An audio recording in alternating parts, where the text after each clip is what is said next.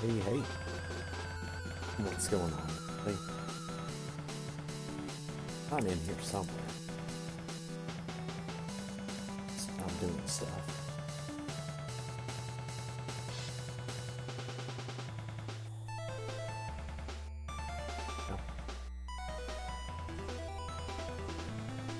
Go.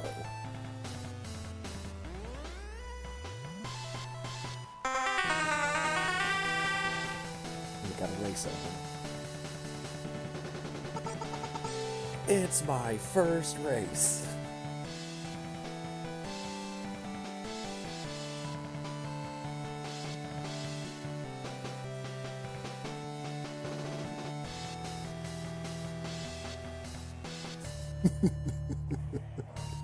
Oh, I love it.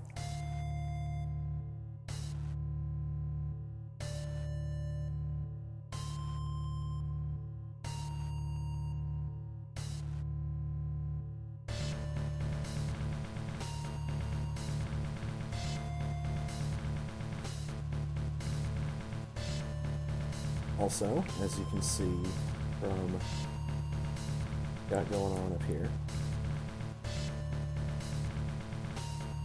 you have a new chat command. Features every single non-boss or mini-boss enemy in Super Metroid.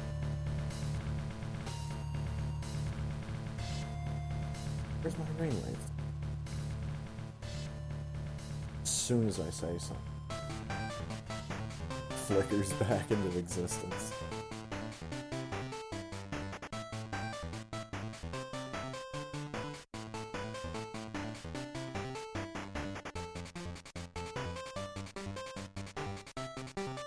Yeah, I decided to update some of the mostly just the list of emotes that I have for slots. Slot 5, that pulls from the same group of text documents. Then I decided to real quickly throw together command that would randomly list one of the enemies from Super Metroid.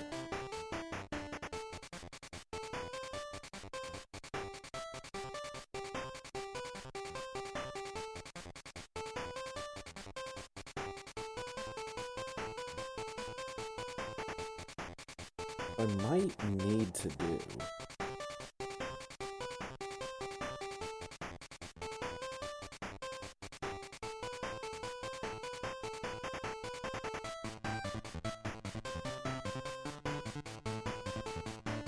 I either need to include a link after all of these, or find some way to get it to print out as a link at you would just be able to click the link. You would just be able to click the enemy's name. It would take you to the appropriate place on the Super Metroid.run wiki.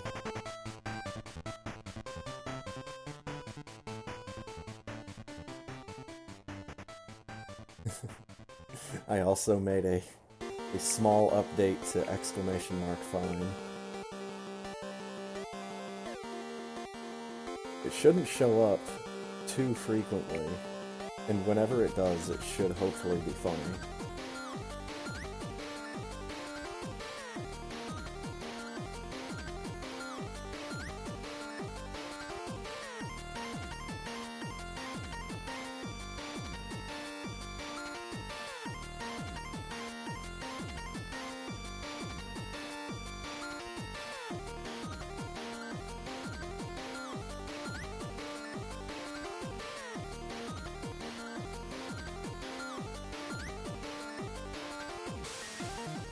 Yeah, we'll have Spider-Man up.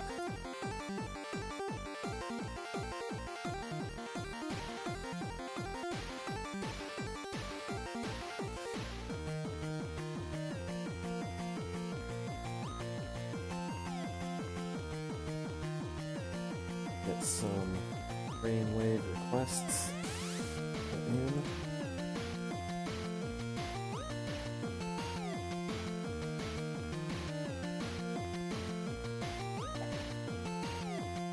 SM Bad is going to be very useful command. Hopefully I can convince people to just include that in the rotation. Although there's not really like a game to it.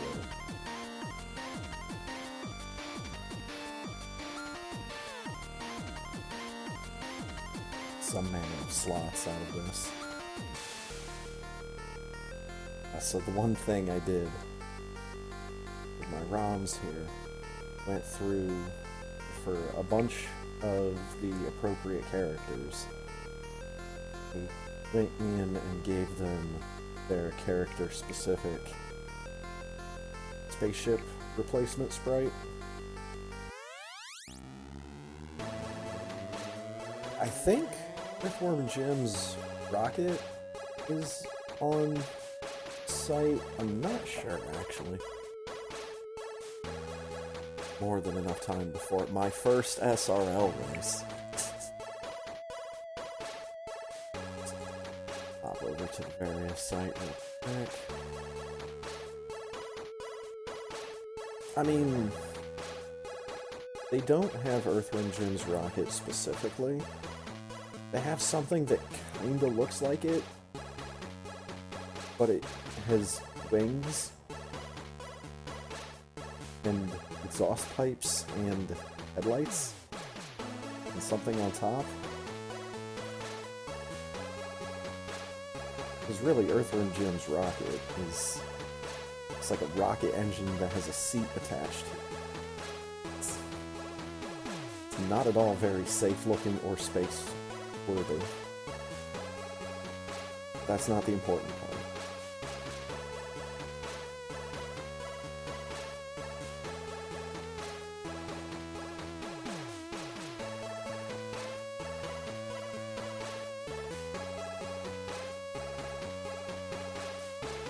But like the Metroid Fusion Samus as a replacement ship.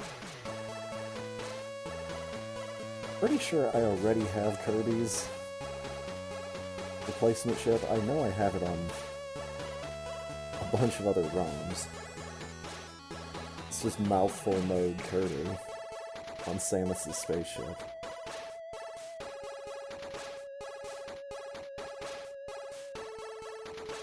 Since I went with Tails and Sonic last week, I'm wondering if I should start with Knuckles.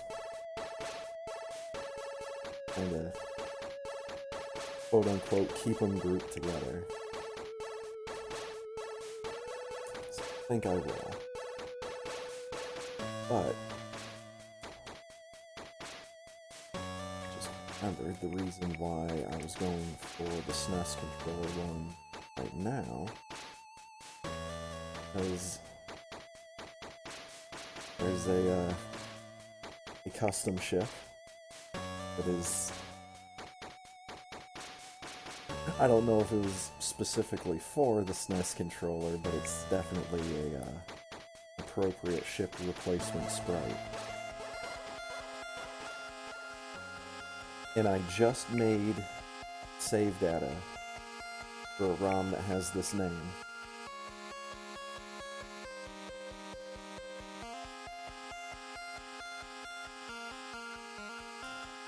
So didn't know it worked real time like that. I guess it should. So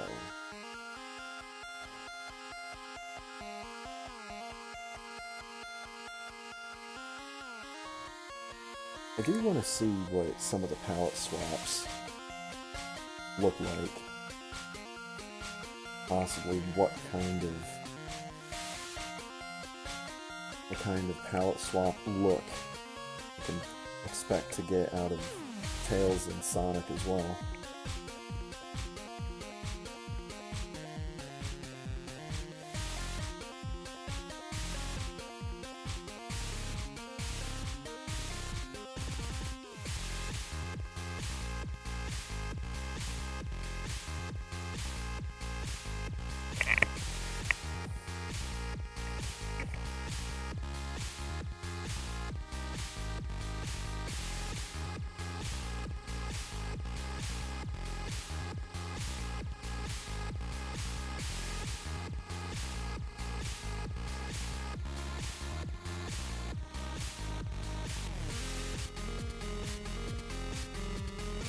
A little moving animated part of the morph ball was really hard to see in this palette.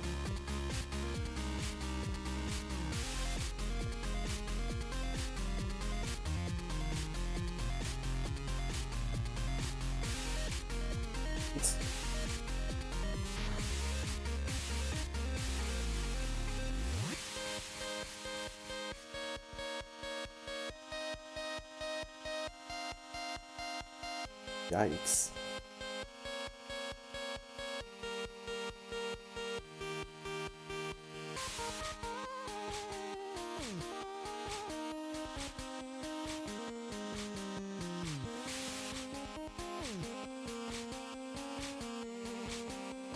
I'm going to be using the vanilla character palette. Everything else still gets swapped.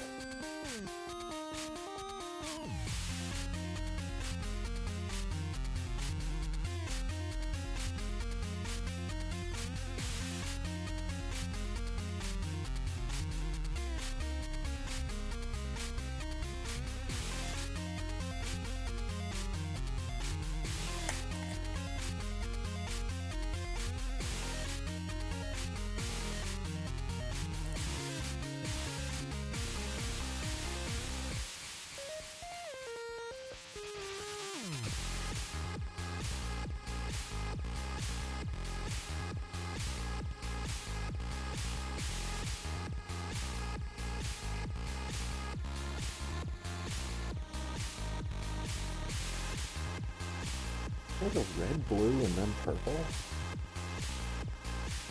Like red, yellow, orange. I don't know what color Various Suit's gonna be.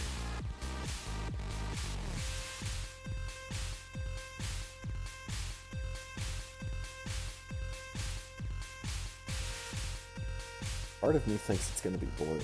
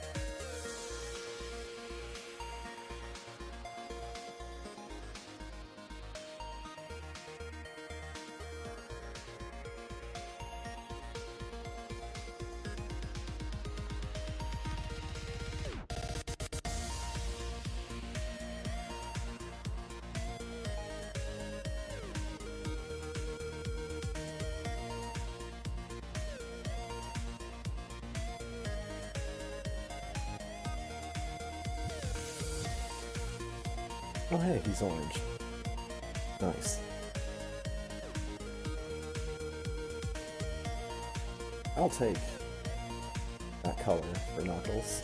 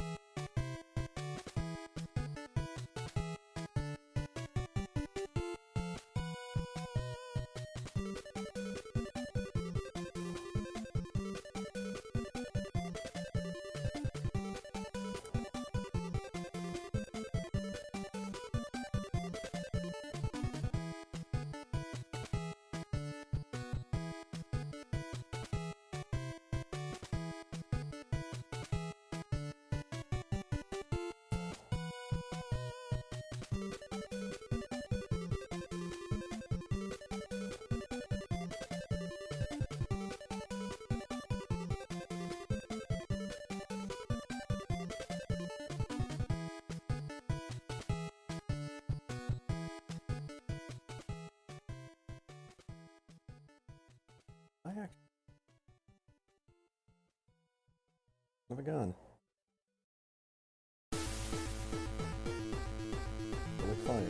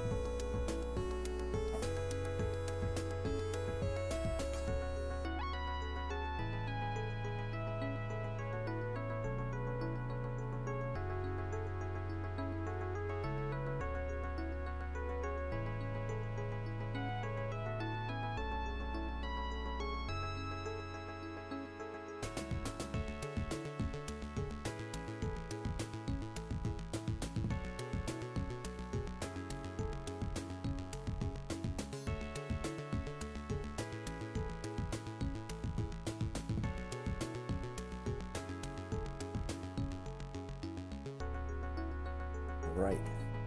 Race will begin. 3, 2, 1. Let's go.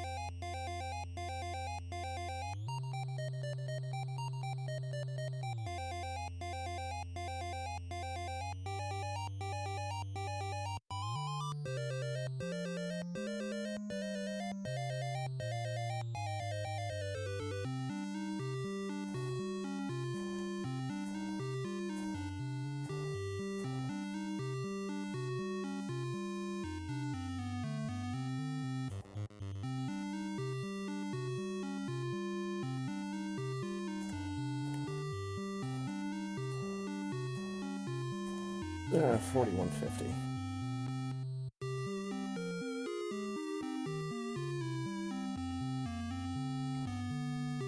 Wrong button.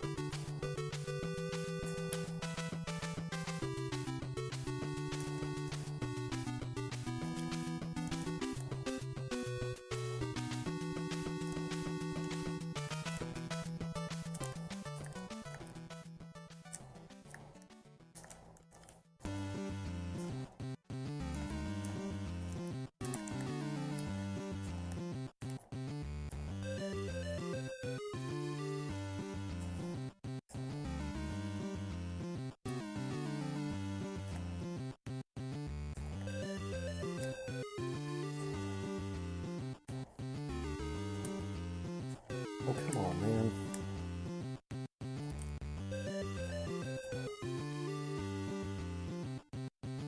How much health drop to save my ass, or screwed around looking for it.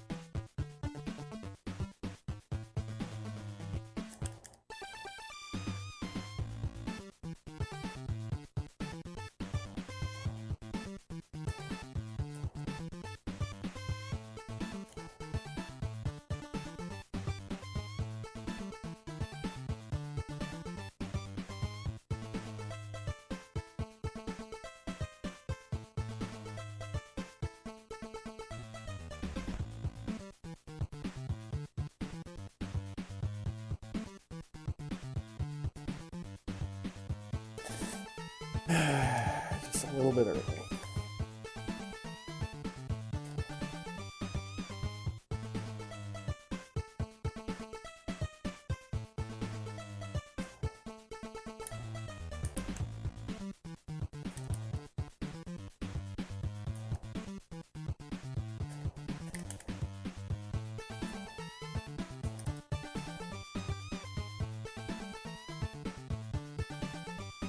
Let's go.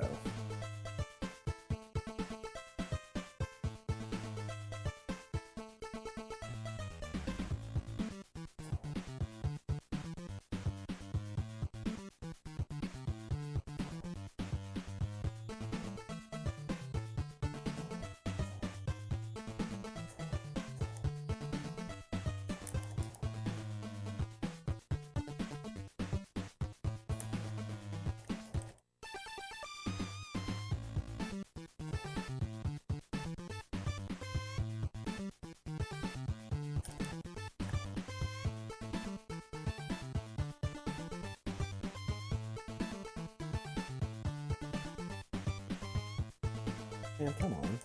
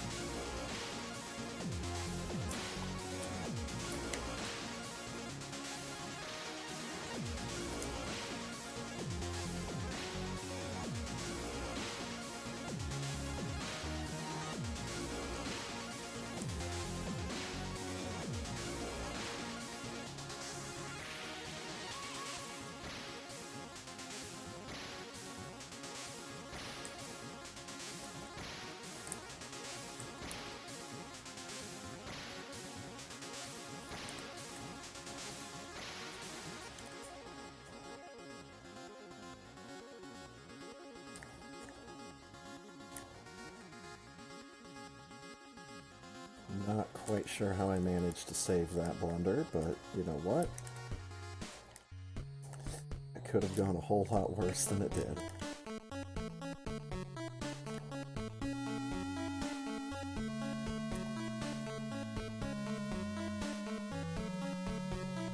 And I'm making up for it right here.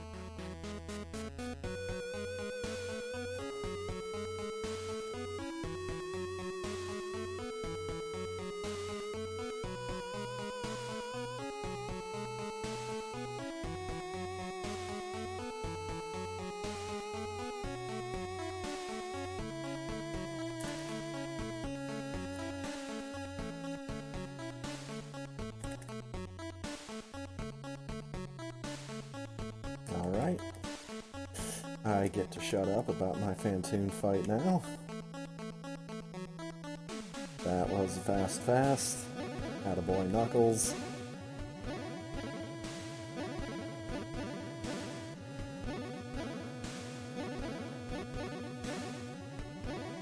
As good as that fight gets from me.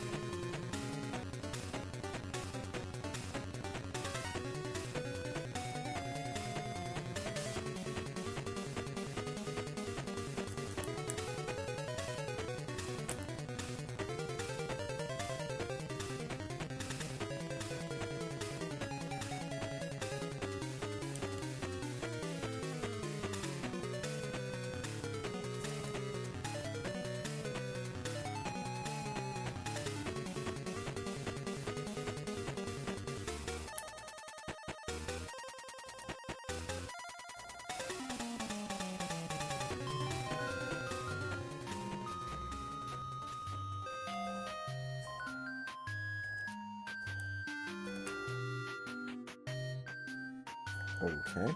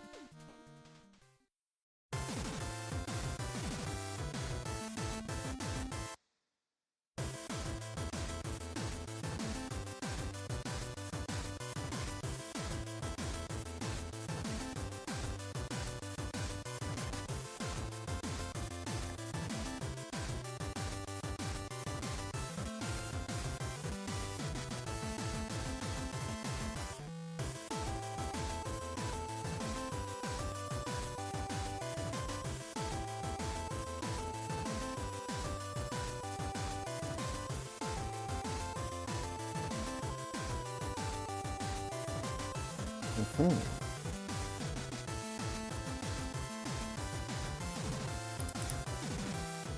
So it appears that Tails was the odd one out. Sonic and Knuckles both have the same space jump. This shiny ball.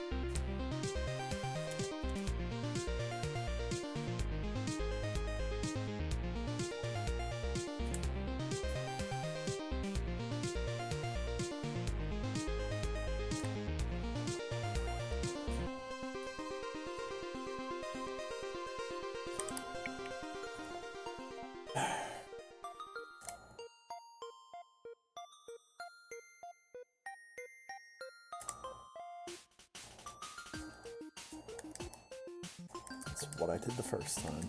Whatever.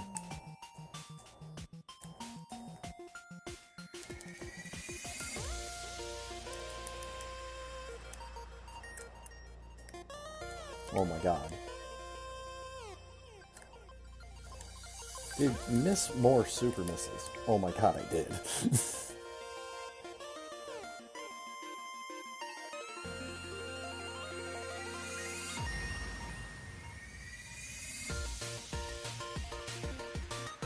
Yo, what's up, Firebat?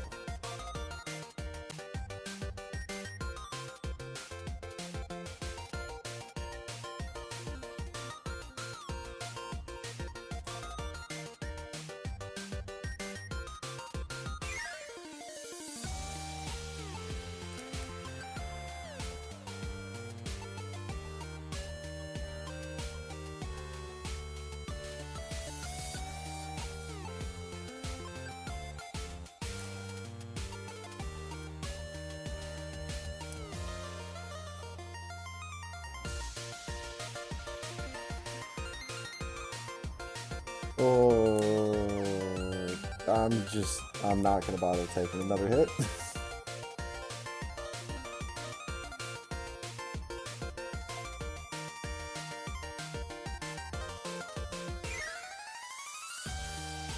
There we go. Okay, for Station 7.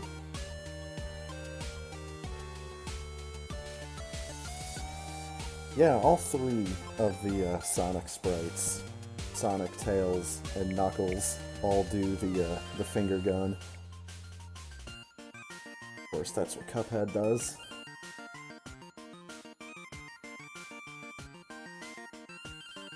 The difference is Cuphead does that in his own video game. These guys do it in someone else's.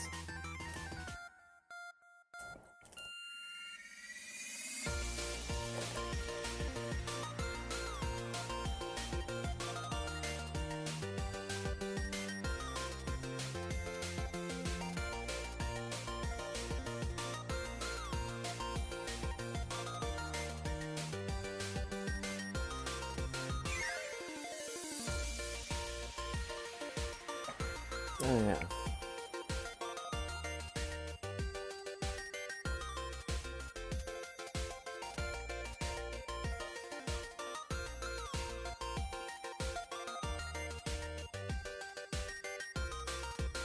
A 55-49, really? Okay. I guess I did get a really good Phantoon fight.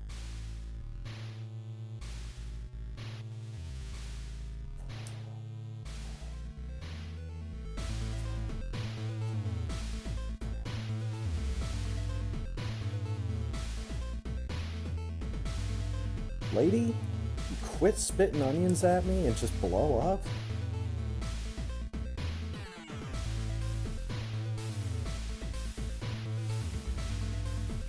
Poke, poke, poke, poke, poke, poke, poke, poke, poke, poke, poke.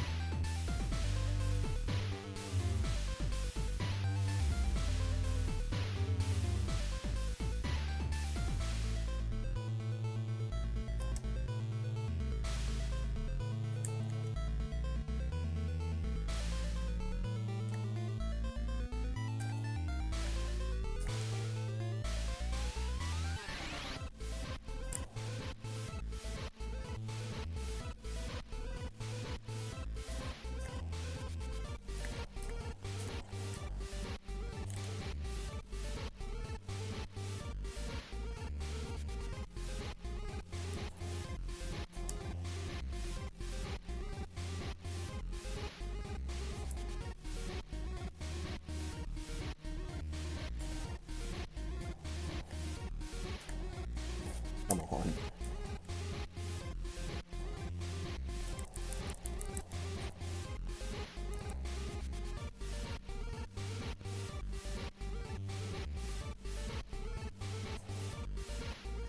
And we're out of there. 57-59. GG. Still a 57.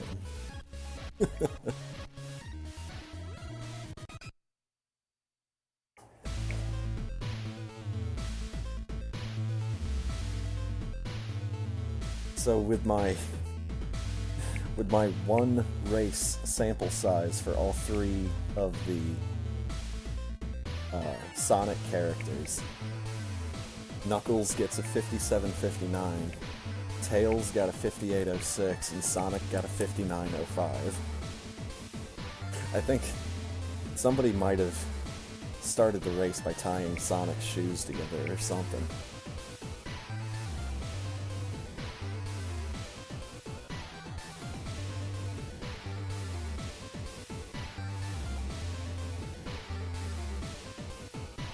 Hey, Carl Rob, thanks for the GG.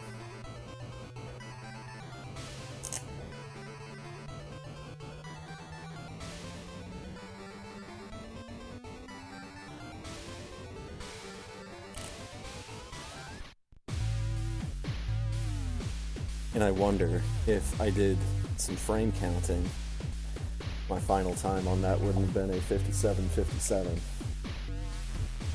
And that would just put a big dumb smile on my face. For no real good reason either.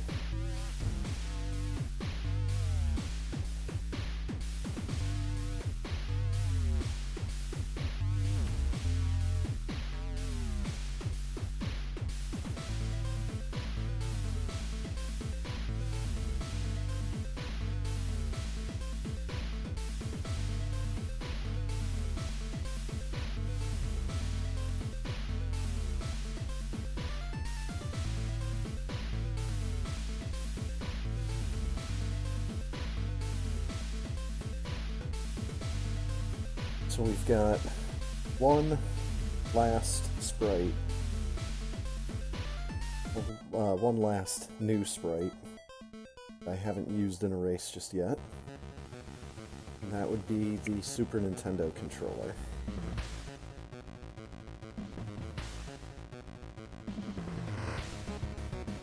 I decided to go ahead earlier today, make myself a new ROM. Not only has the Super Nintendo controller replacement sprite for Samus, but also has the Super Nintendo replacement for Samus' spaceship.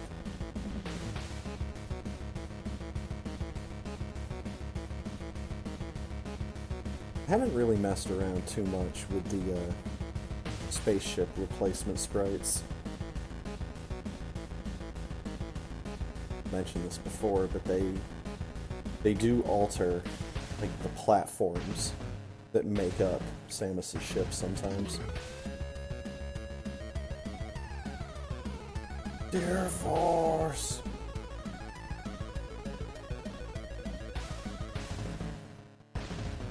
But like some of the replacement ships, like I mentioned, they have a Super Nintendo, they have an N64, they have a GameCube. They have an X-Wing fighter, they have the Enterprise. And those are just like the newer ones that I haven't used before. Some of those that I've used before would be like Mario Lakitu Cloud that has the pipe sticking out at the top of it. Among others.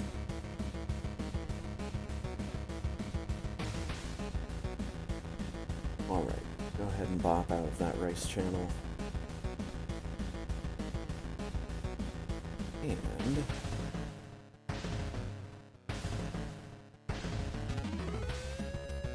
okay, my request line on Rainwave is empty. Although I kind of want to stretch for time because the next song up is my final request song, which is from Al Unser Jr.'s Turbo Racing. Well, it's not possessive, it's just Al Unser Jr. Turbo Racing. I don't know who Al Unser Jr. is, but he got his name slapped on a video game. It has good music, in my opinion.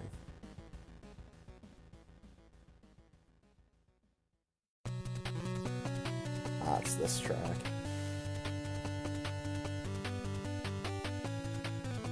Turbo Racing was, I'm pretty sure, the first NES racing game that I played.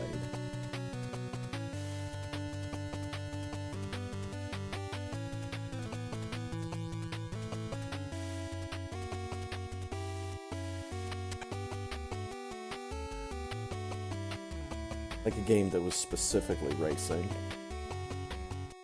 But I also don't remember if I would have played Mario Kart before this.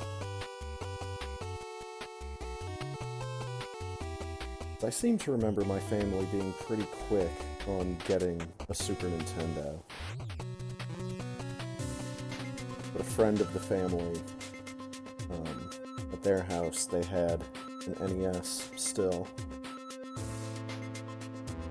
And that's where I put together a list in my head of games that particular family had on the NES that I would play, but I could never beat. And the four of them that I can real easily think of, I don't remember if they had more than just these, but I know they had Super Mario 3. They had Al Unser Jr. Turbo Racing.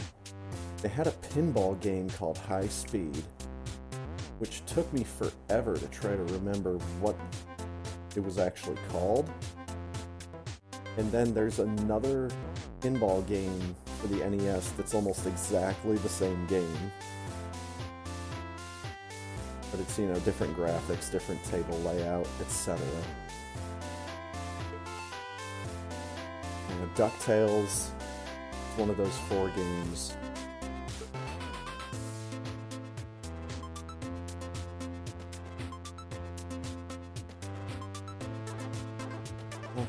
Mario 3, Turbo Racing, High Speed. Oh, for fuck's sake, I'm blanking. No, and then DuckTales. Yeah, those were the 4 big ones. Again, I don't remember if they had more than just those, but those were the ones I would always play when we were visiting.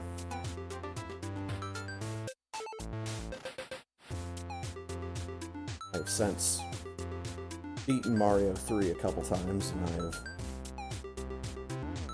become familiar enough with DuckTales that I have done speedruns of it.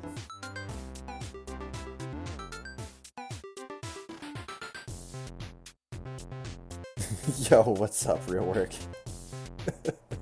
Now that's a hell of a quote. And also, one last thing before I take myself a quick break and get the intermission going. I did make myself a new chat command. The new command is !SMBAD. So it's !SMBAD. And for right now, all it does is it randomly gives you the name of a Super Metroid enemy. A non-boss, non-mini-boss enemy from Super Metroid, completely at random. And the first one that pops up is Boulder. Because yes, boulders are... they are an enemy in Super Metroid in at least 2 different rooms. But yeah, I just added that one earlier today when I was going through and updating the emote list for slots. Also updated a couple of other commands. Added a couple new responses to !fine.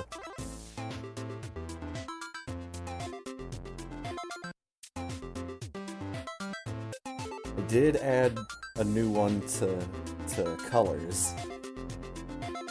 It's one that I've been talking about for a while, but I did add macaroni and cheese as a color, so we've got macaroni as the suffix and cheese as the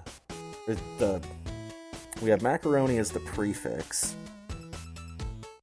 and then and cheese as the suffix. Terms. President buys petrified tangerine. Anyways, let's go ahead and get the intermission started up.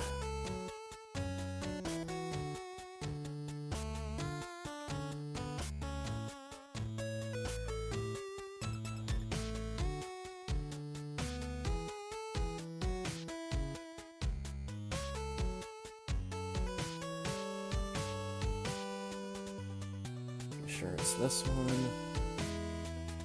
This last week was the robot bird. That's right. Alright, so that's all set.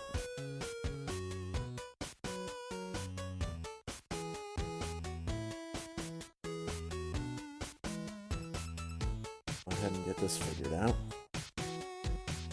Flamingo and cheese.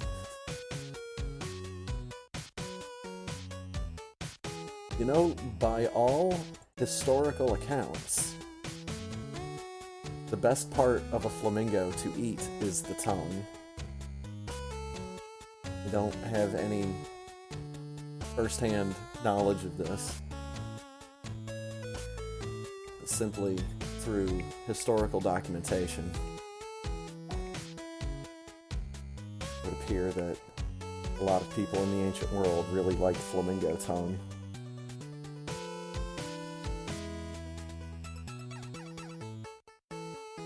And also, there's a lot worse cuts of meat out there than the tongue.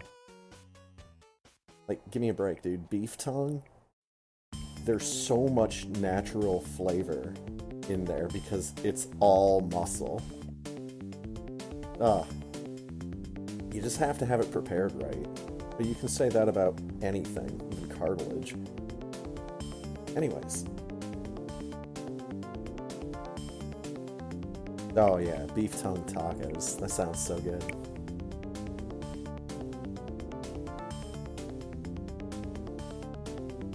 Oh, I have Rainwave going. Good song. But I still had it going.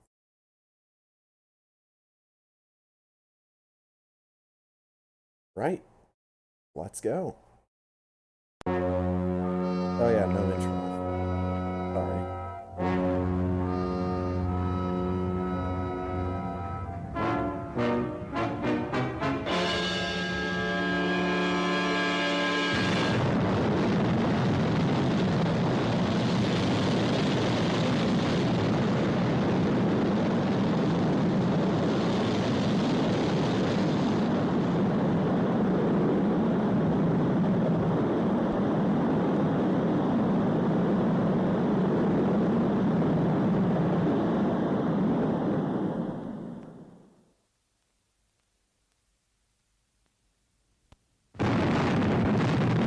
Oh shit.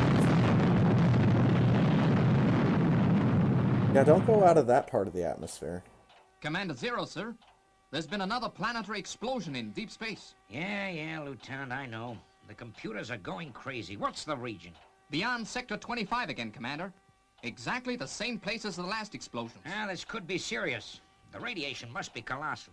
We've registered 6 blasts in the past week. What's going on out there? Fireball XL5's in Sector 25, isn't it? Get Steve Zodiac. Maybe he's got a better reading than us. Roger, Commander. Space City to Fireball XL5. Come in, please. Come in, Steve Zodiac. Space City calling. Neutronic transmitting signal loud and clear, Lieutenant. XL5 here. What can we do for you?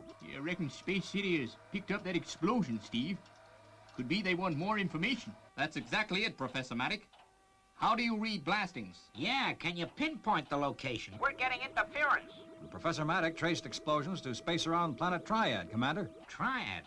Isn't that the planet we named some months back? You've got it, Commander.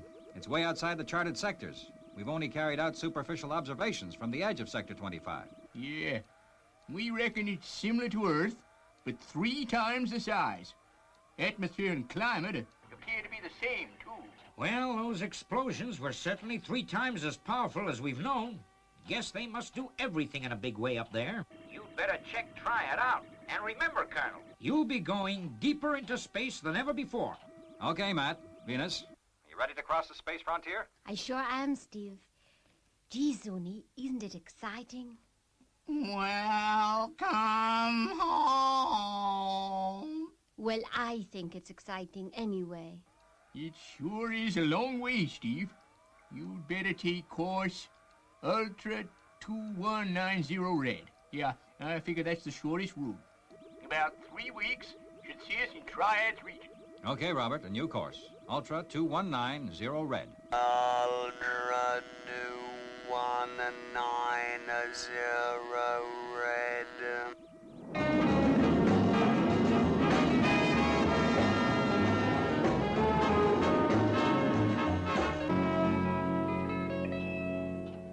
Well, there they go, Commander. They're in the uncharted area now. Try to keep them in neutroni frequency, Lieutenant. It'll be difficult. They may get out of range. Okay, Robert, take over. Maintain present course. Maintain the present course.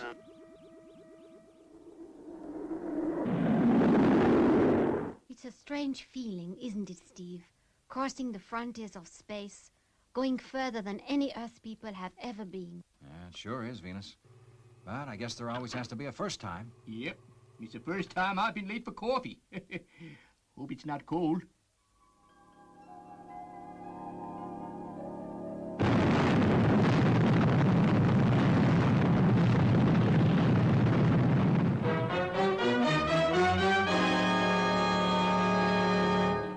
That's the 7th explosion, Commander Zero. I can still count, you know, Lieutenant 90. How far is Fireball XL5 away from Planet Triad now? She'll be in the area in approximately 6 days, Commander. Time enough for another 6 explosions. What in thunder is causing them?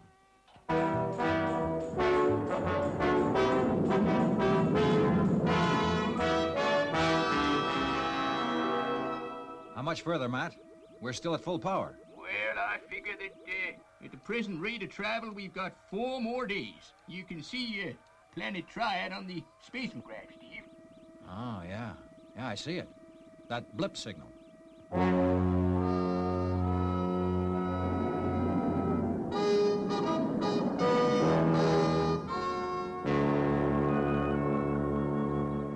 I see Planet Triad, Matt. Prepare to go into orbit. Roger, Steve. I'm getting a mighty high radiation level from outside. Guess Fireball's walls will withstand it, though.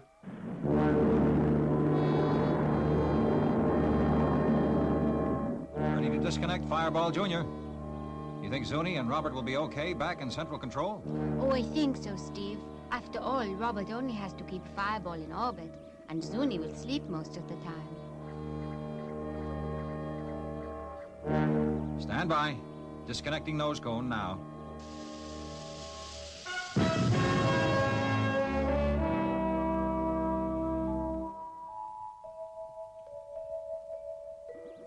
We're increasing speed too fast. The gravity, Steve. It's 3 times as great as Earth's. And we're being pulled at 3 times full power. We'll burn up. Firing main retros. But we'll use too much fuel, Steve. Can't be helped, Matt. We'll disintegrate. Fire main retros.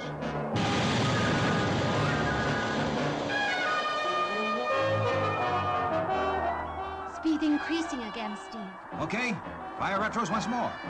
But the fuel, Steve. We won't have enough for liftoff. We'll worry about liftoff later. Firing auxiliary retros.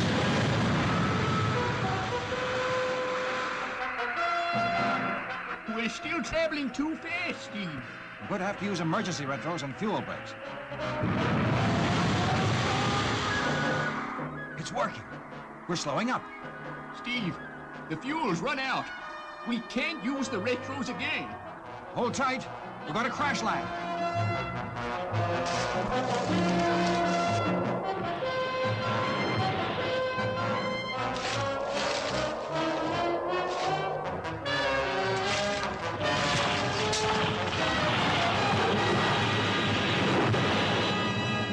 Sorry about the bump. I'll run a check to see what shape Junior's in.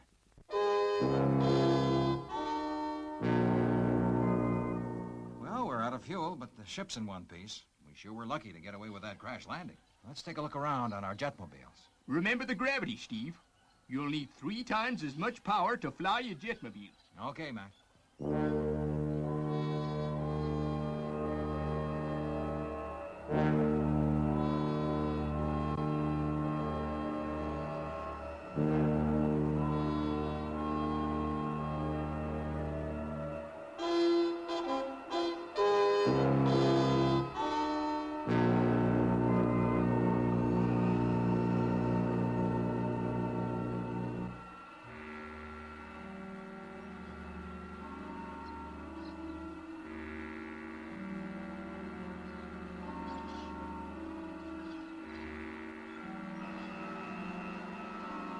It's crazy out here. Now I know what an ant feels like in an orchard.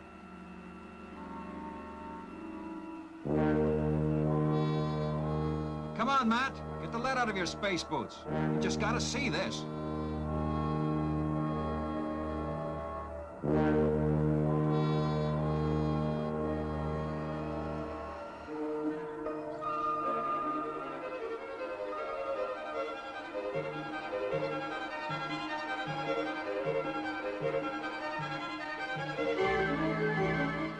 Hey, I'm running out of fuel. This is beginning to be a habit.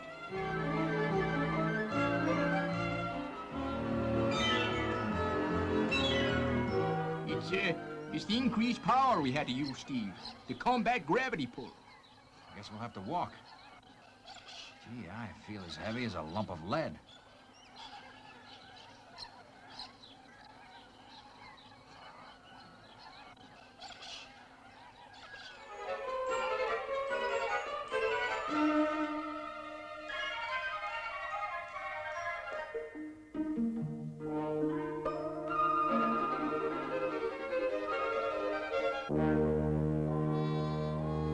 Hey, Matt, don't get lost in this overgrown wilderness. Okay, Steve.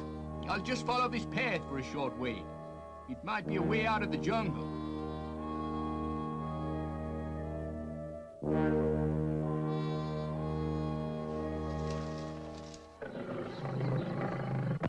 By Jubal! The animals are 3 times the size, too.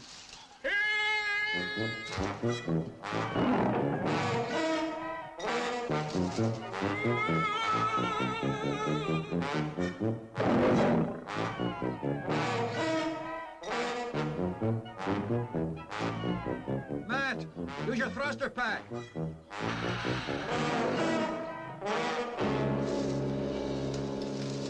Steve? Steve?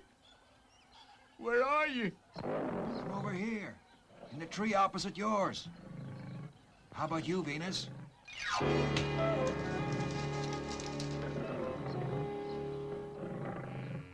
Steve, Matt, I can't hold on much longer.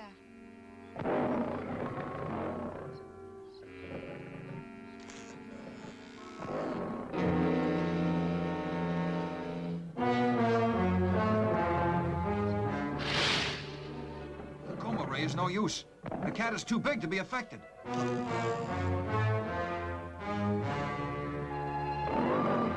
Steve, help me. Hold on, Venus.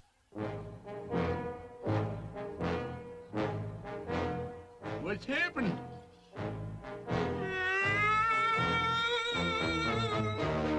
What goes on around here?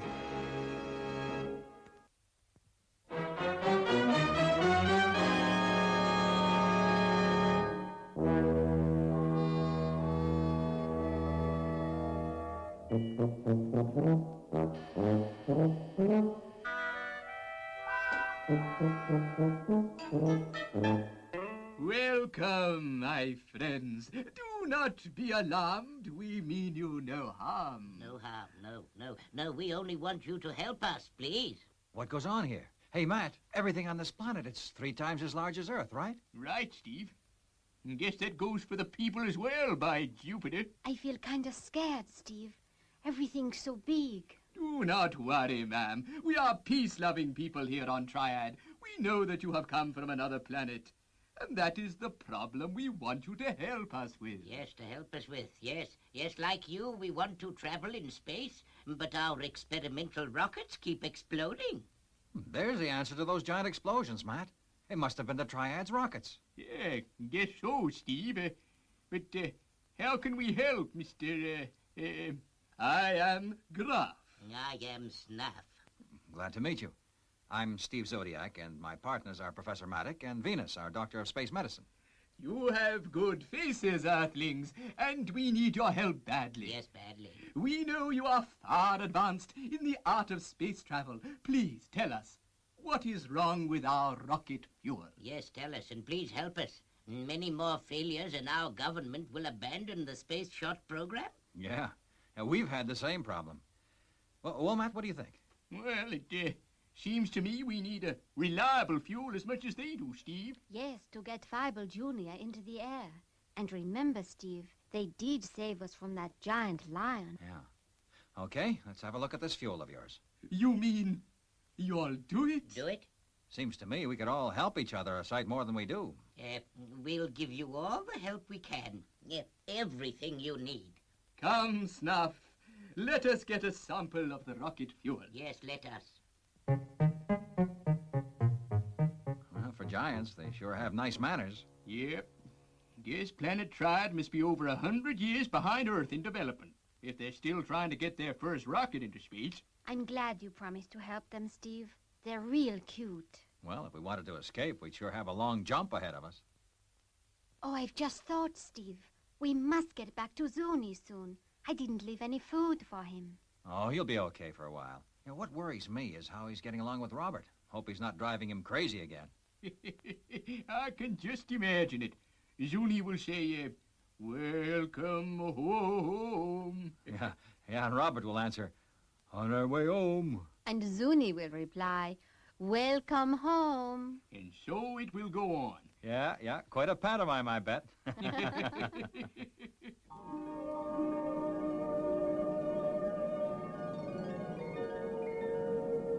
On our way home.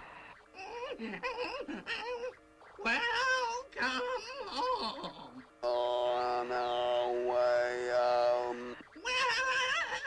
Welcome home. On our way home.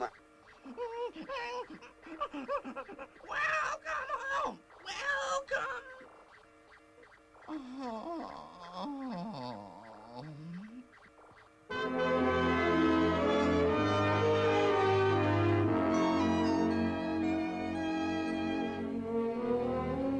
Here is the rocket fuel.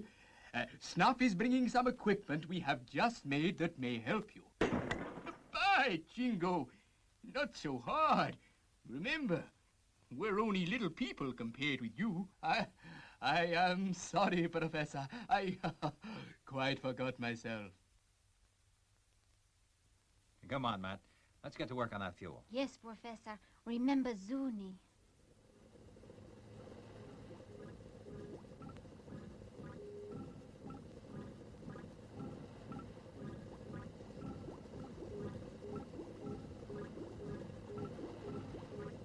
Yes, sir. Reckon I've found out the problem. The heliodronic base is too dense. It's okay in atmosphere, but as soon as the oxygen leaves it in space, wham! Up she goes. Can you correct the fault, Professor? Well, now, I reckon I could. Steve, bring over that bottle, will you? Roger, Matt. Well, I sure am glad you two big fellas fixed up this wheelbarrow for us. Can you bring me a couple of handfuls of that powder, Venus? Yes, Professor, when I've got the cap off the bottle.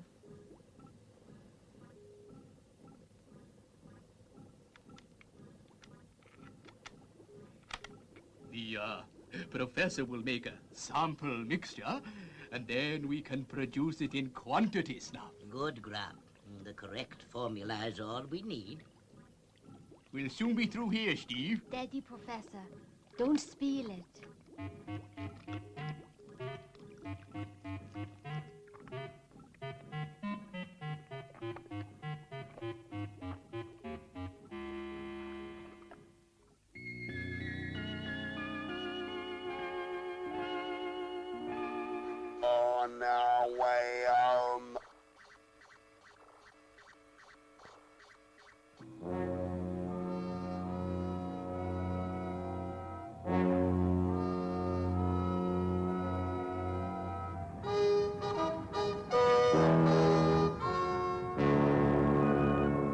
rocket is ready for firing. Thanks to our Earth friends. Thank you, Earth friends. Yes, yes, they did a wonderful job. Now let's keep our fingers crossed and hope it works. Well, it should, Matt. It's the same basic formula that we use on Earth. It's just got to work, or we'll never leave here. And Zuni will starve. 10 seconds to go. Yes. 9. Yes. 8. Correct. 7. Good boy. 6. 5. 5. 4. 3. 2. 1. 0. Fire! Fire, he said.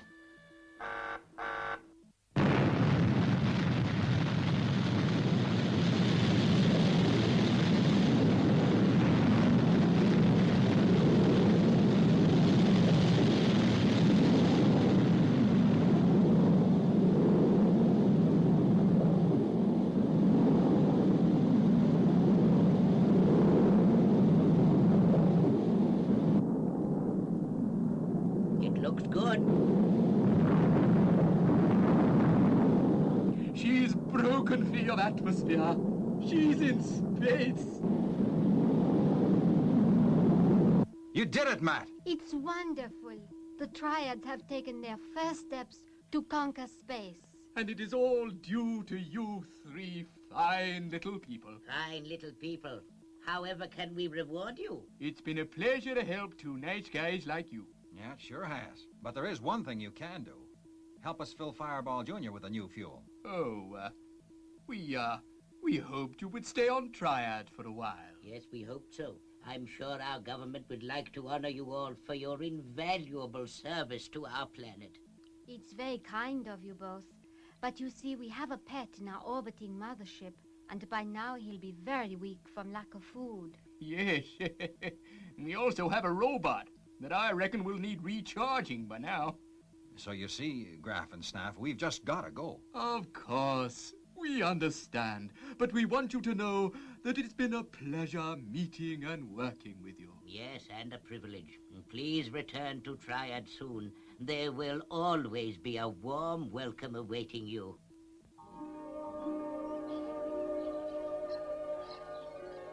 Okay, Matt, your fuel worked in the Triad rocket. Let's hope it does in Fireball Jr. Standing by for liftoff, Steve.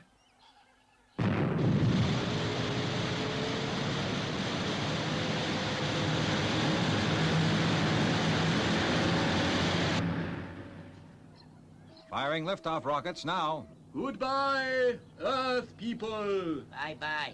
And thank you. Yes, and come again soon. So long. So long. Au revoir.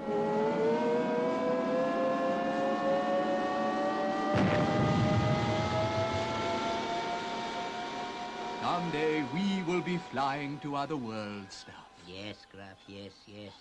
I hope they are all as friendly as our Earthlings.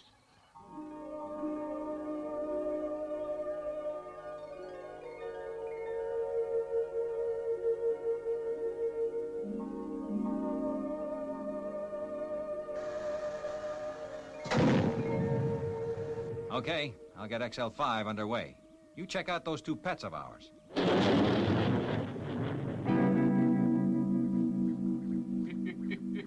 Yes, look at them. Guess they both worn themselves out arguing. Come on, Zuni. Let's get you into the lab. You must be starving. And you'll have to come to Fireball's workshop, Robert. Well, Steve's back safely in Sector 25, Lieutenant. Yes, sir. That sure is a relief. I was kind of worried about them. There's no room for sentiment in the service, Lieutenant. Take everything calmly the way I do. Fireball XL5 to Space City. Steve, it's good to hear you, boy. Are you all okay? Been some anxious moments down here. Yeah, Commander, we're all just fine, and we're on our way home. On our way home, on our way home. Keep on course, Robert. Keep on the course, keep on the course.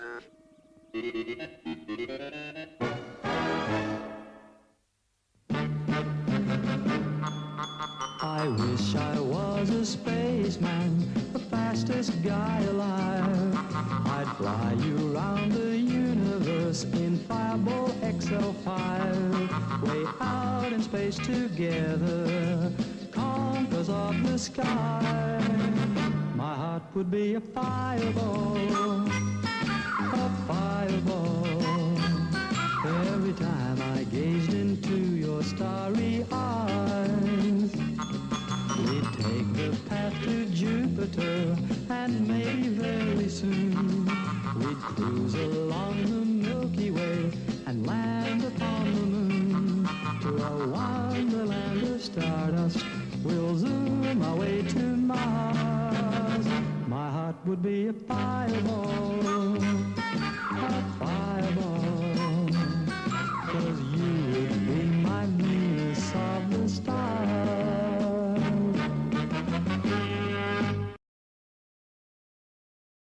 Oh, it went to my playlist. Out here.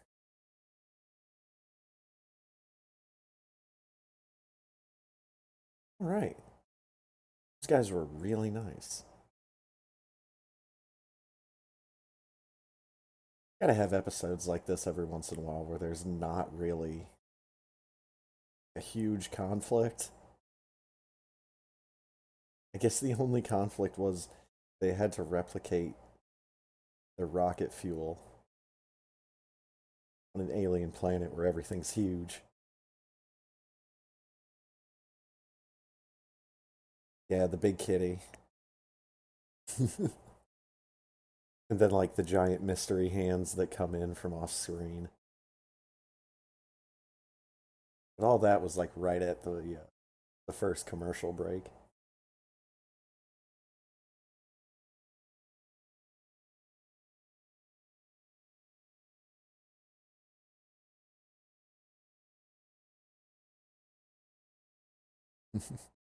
Main conflict was, oh no, your stupid space pet. It's somehow also psychic. It's gonna go without food for just a little bit too long. Oh dear.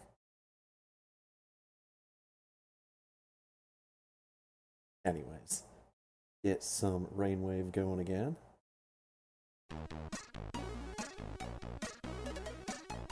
Good song going on.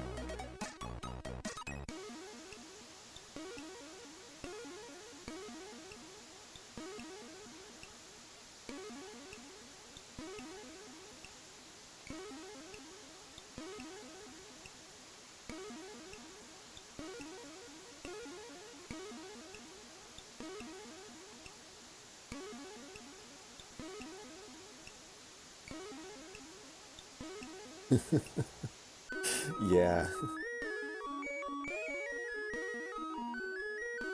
Oh man, I bet one of them's doing this. I bet the other one's doing this. Oh man.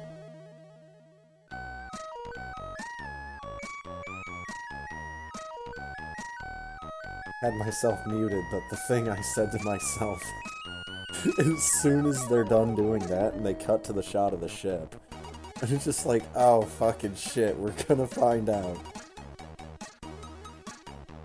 We're actually gonna see it. Good.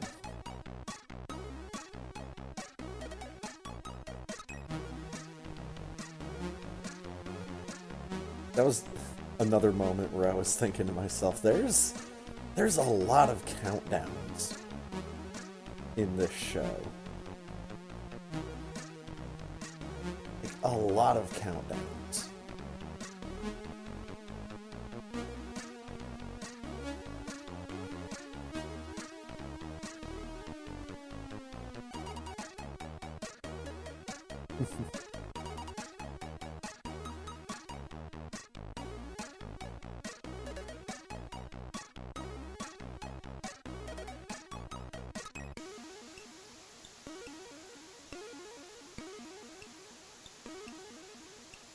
I know what we can do. Just have them launch a rocket. You can fill 15 seconds like that.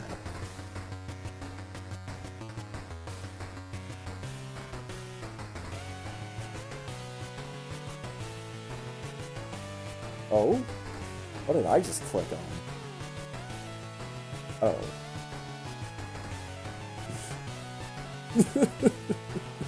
Oops.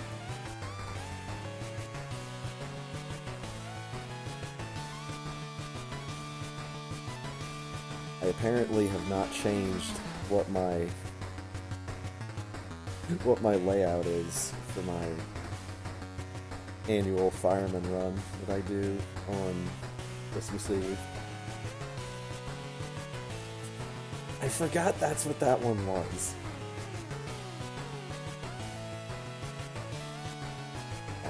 Honestly, I think there's a bunch of different stuff on that one scene.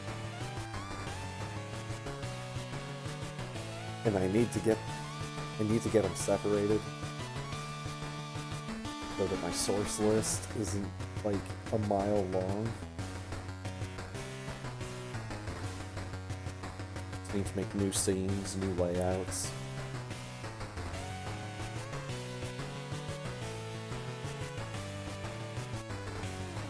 Anyways,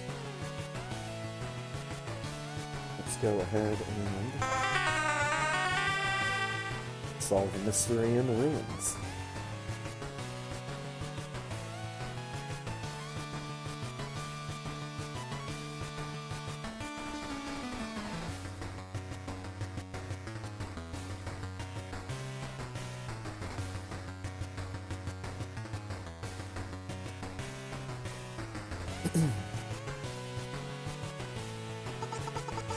Oh my god, it's my first race on SRL!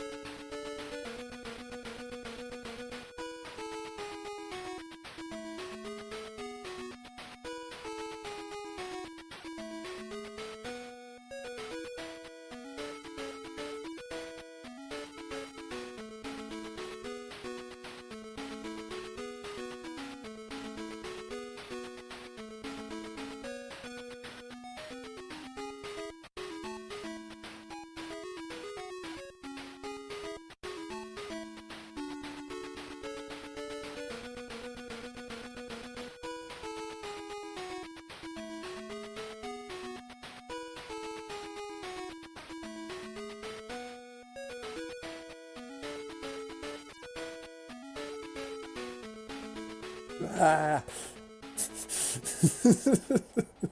Forgot there was gonna be 4 of them.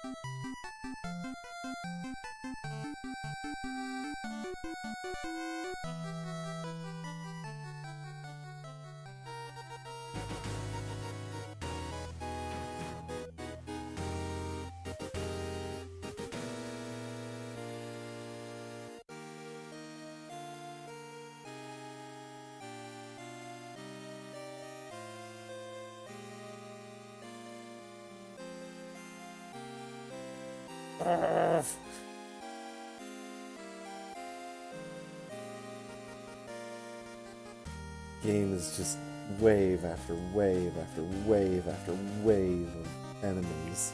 Oh my god. And then turrets.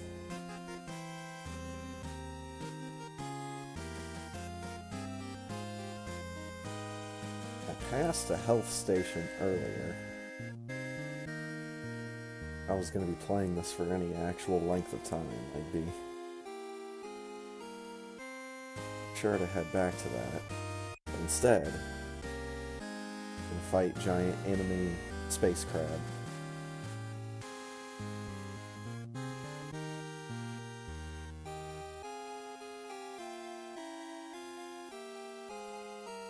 And touch his broken remains. And get to watch a cutscene.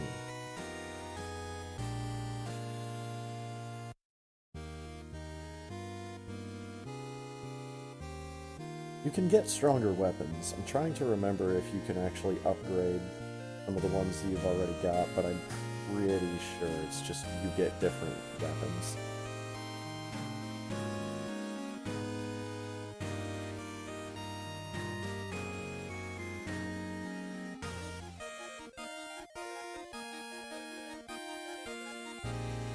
And yeah, these cutscenes in this game don't really make a whole lot of sense. And it's all the story that you get.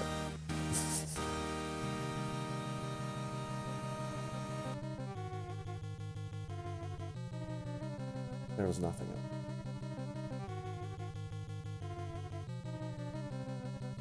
Get this thing.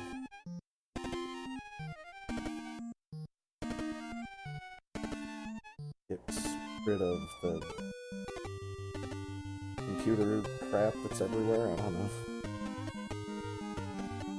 I have another cutscene. It's a red one this time.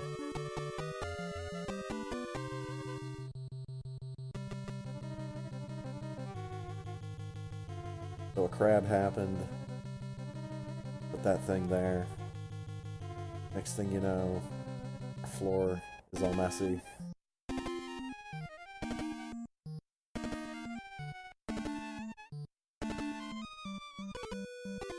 I think this one is just that it shoots faster than this one. This one might do less damage per bullet. I have no idea how this game calculates damage. Now see, this is either a health station or a map station. You can't tell until you walk up and try to use it. Or it's a cutscene. I forgot about the one that's a cutscene. So there's Men of Science. And there's an alert.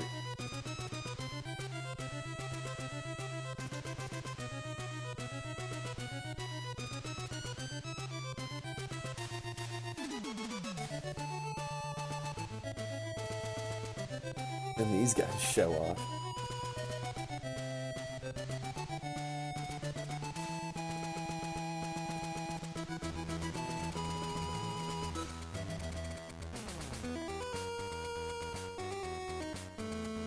I just love all the little details. All these little, like, blinking lights that are just everywhere.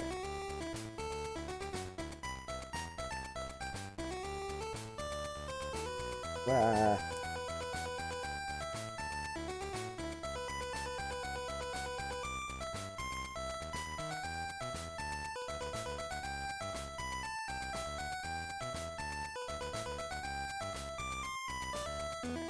Oh, there's guys.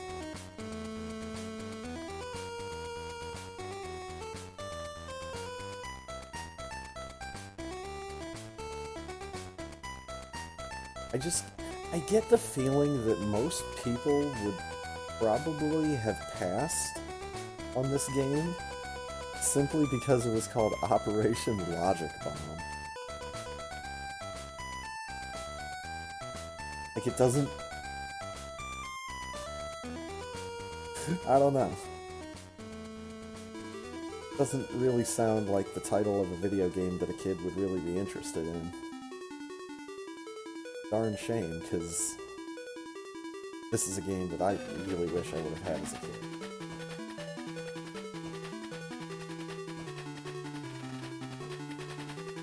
Something that I kind of felt pretty strongly about when I was younger.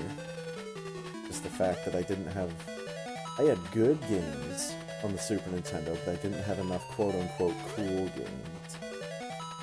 Alright, so we got the map. That's a map.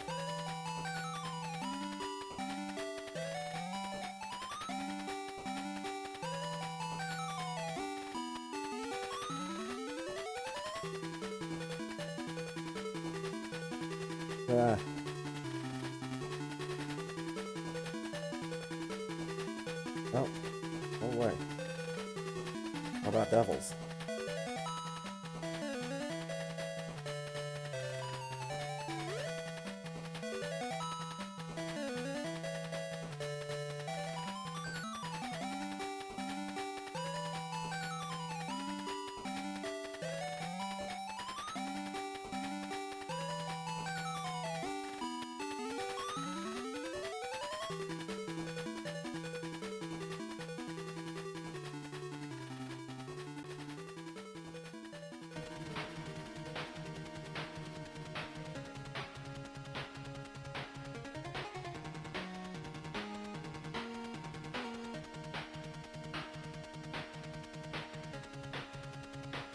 Huh.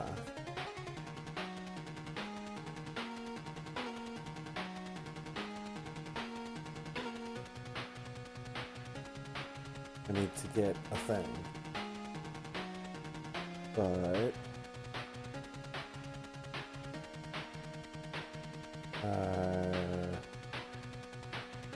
can't continue this way. But I can't reach that computer console or whatever back there. I need to blow that thing up.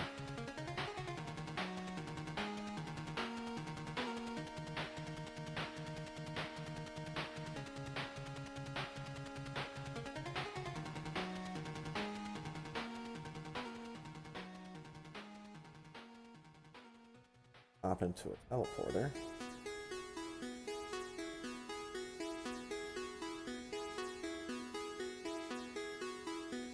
I need to get this. It's a different weapon.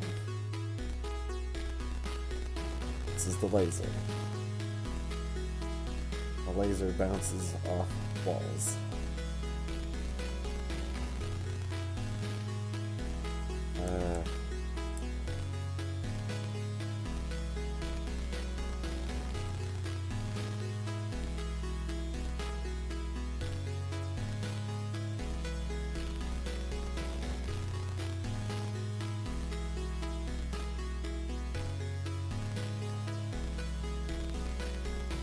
So, as you can probably imagine,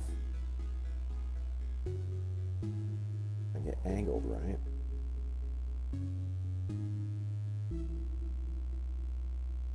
This can be taken advantage of. Get facing diagonally.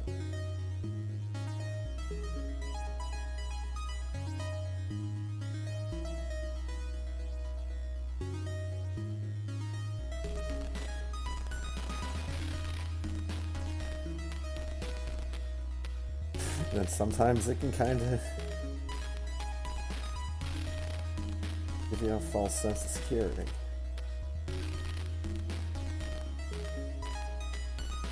Can switch weapons while you're actively firing. Just found that out.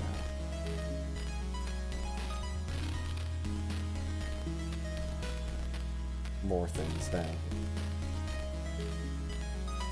You have to hold one of the shoulder buttons in order to do the strafe.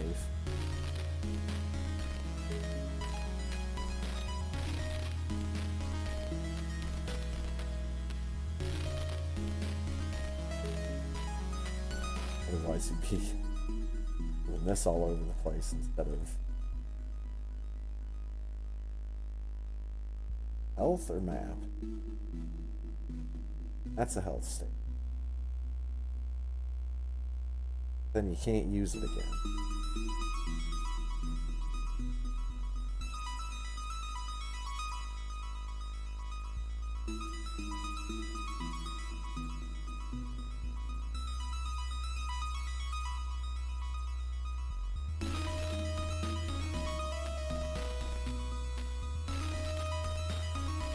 I'd be interested to see if maybe the game's manual might have had something about the story.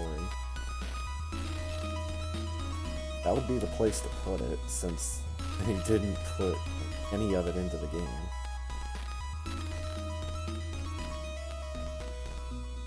That scene is just giant robot space crabs show up and do things.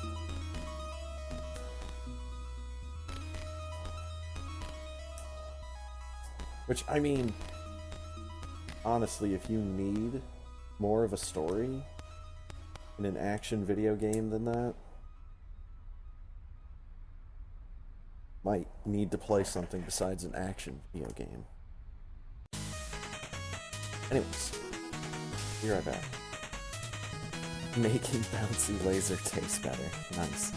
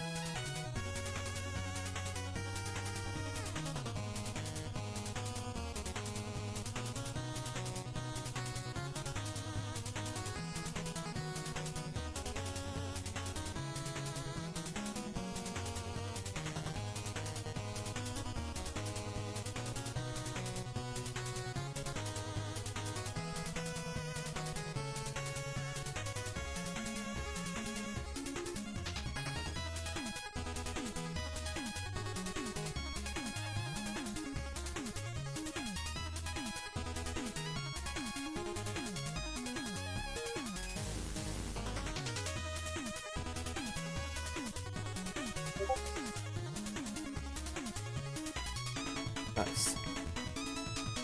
Get back just in time.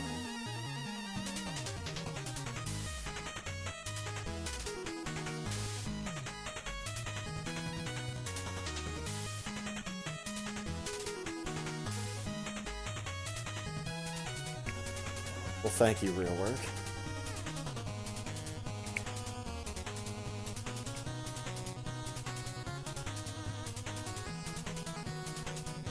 Well, introduction. Oh, hey, yeah? There you go.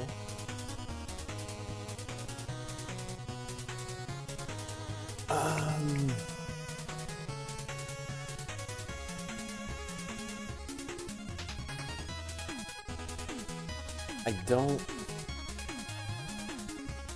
don't really have enough time to do what I want to do here.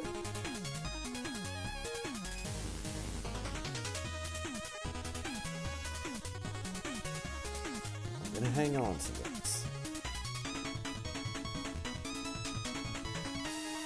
Favorite that link, that website. And I want to have one of my favorite text-to-speech websites read that entire backstory.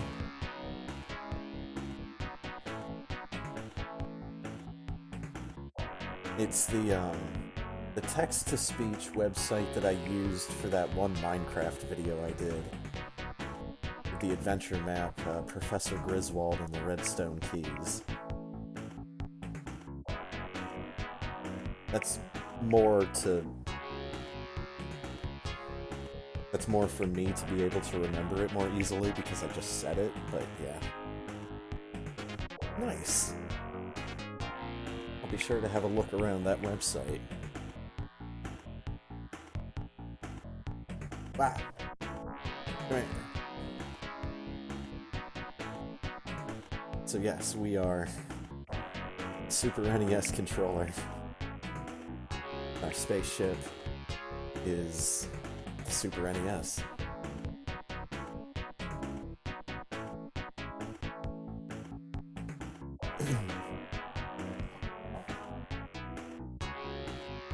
Yeah, I just need to go through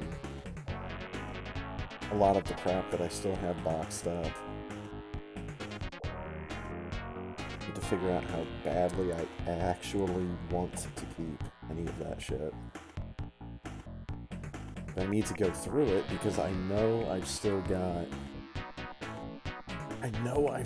the original instruction manuals for Super Mario World and Link to the Past, at least. I don't think I've got a Super Metroid manual, but I might. But not from years ago when I was a kid. Anyways, let's go ahead. Leave a dot ready. Also, technically, I think it's the Super Famicom controller because it has the different colored buttons instead of just the 2 different shades of purple. The baby.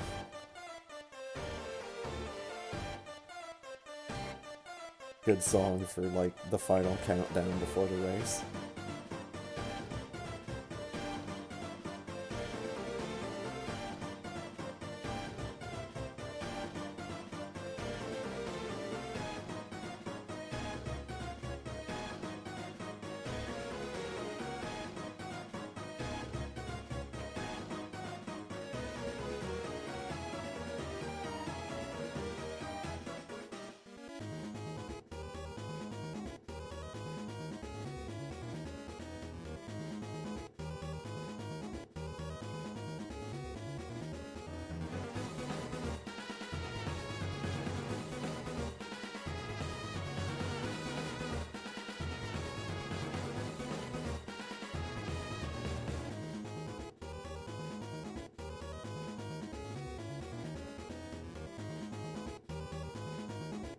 Have fun.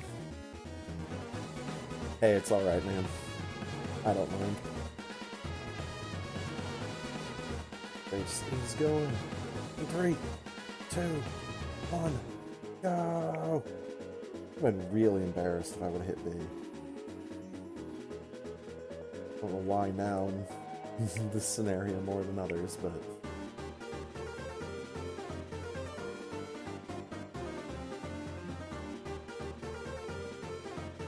yeah, my elevator pose is the SNES cart that says Varia on it. So that's cute. I still think once we can get a character select in Super Metroid, then it's all gonna be over. I think that'll just be the version of the game that I play forevermore.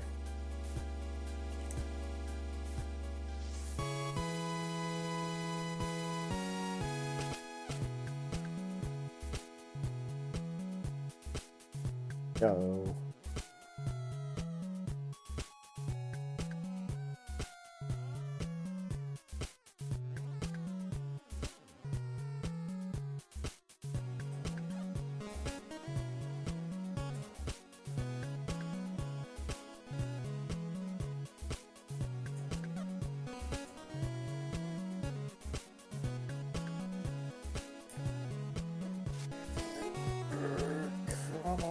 There we go, 43-23.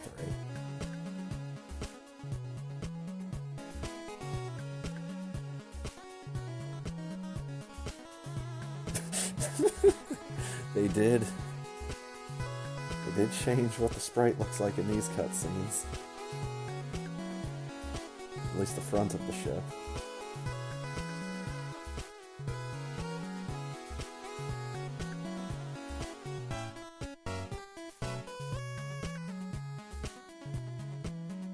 Only a fool!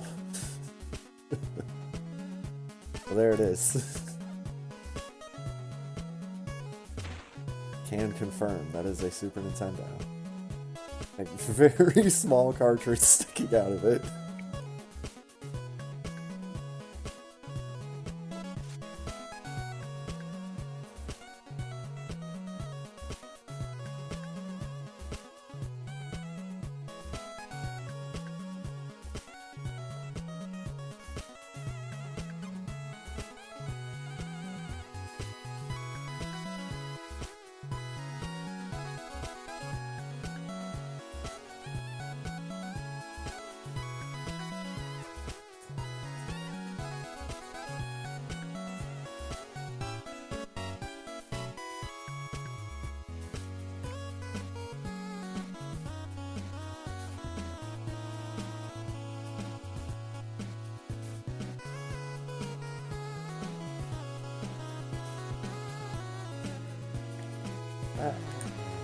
Controller, please.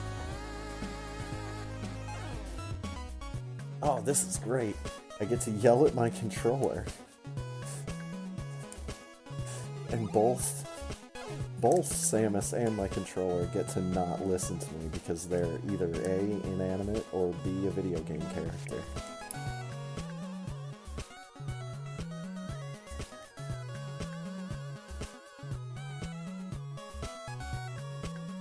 Yeah, I wasn't sure what they were gonna do with Morph Ball. Making it the mouse would have been a good choice, but like sideways facing, I'm not sure how they'd be able to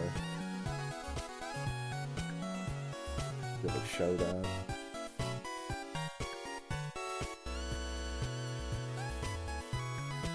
They could have it slightly angled so that you could see the buttons on it.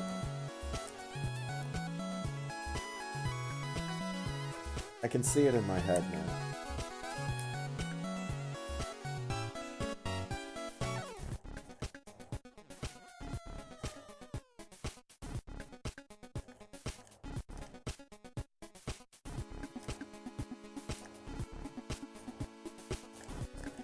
Wah! Wah! Won't do it again.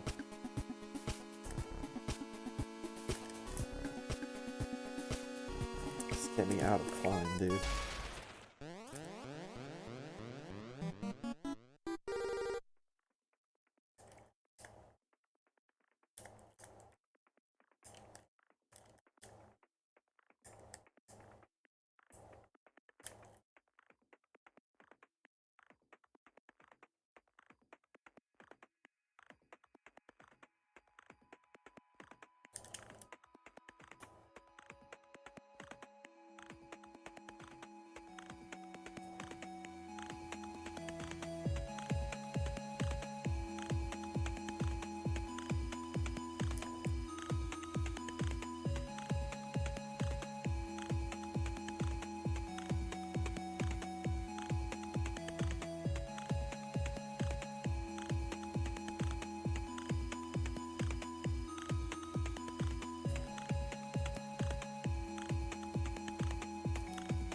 No, son of a... There we go.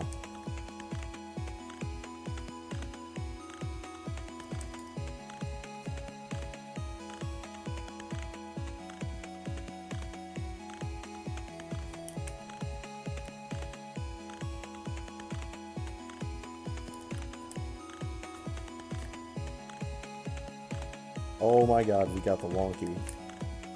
The Wonky Alcatraz escape. Let's go.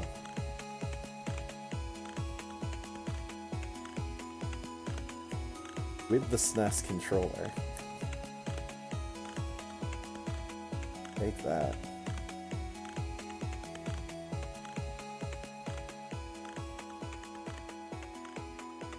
Big chocolate Wonky escape.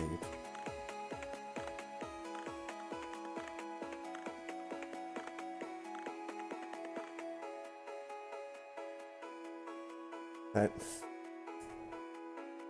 sounds like a speedrun strat from a Willy Wonka video game.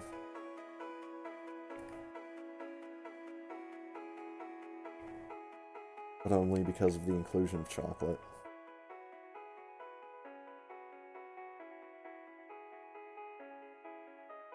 Now I'm wondering how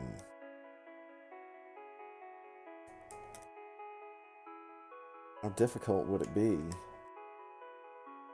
edit this sprite so that it becomes a Sega Genesis controller.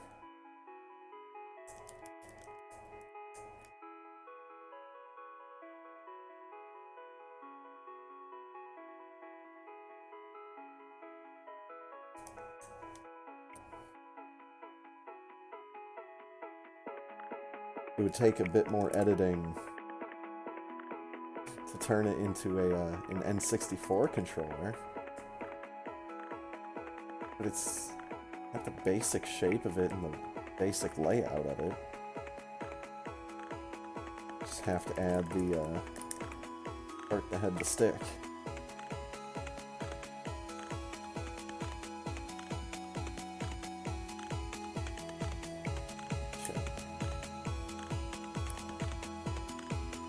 Crouch locked again.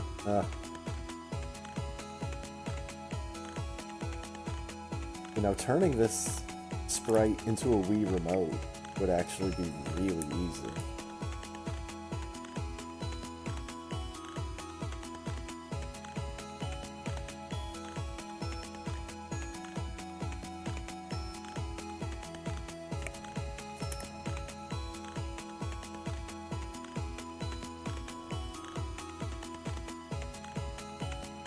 You would just change the little power plug that Samus is using to shoot with and all that. You change that to the Wii Remote wrist strap.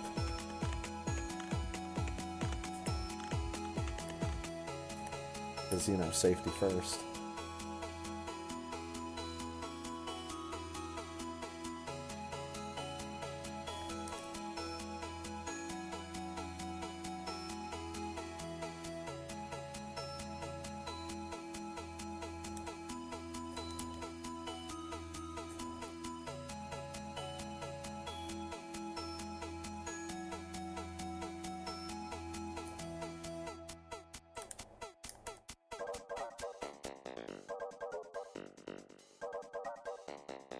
That's right, because there's also other music in Top Gear too.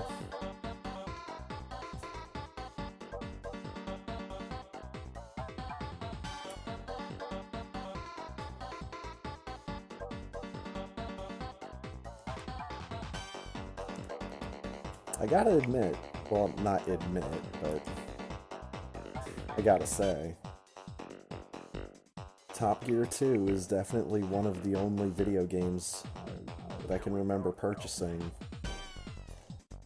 specifically for the music.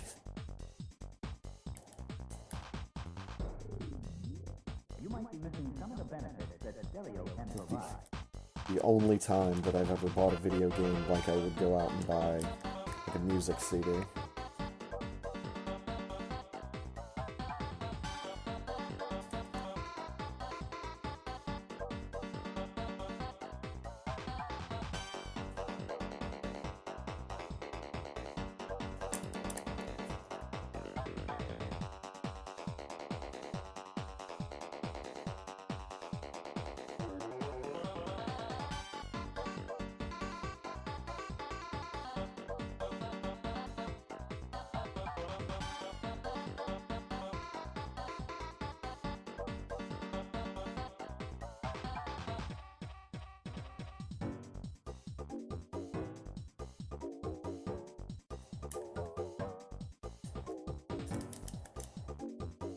I waited. I'm glad I waited.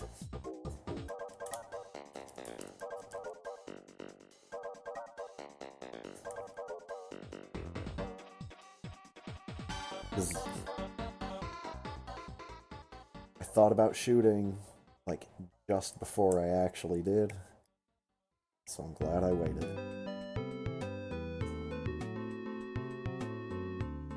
And I'm very red now. Looking a bit more like the old Famicom controller.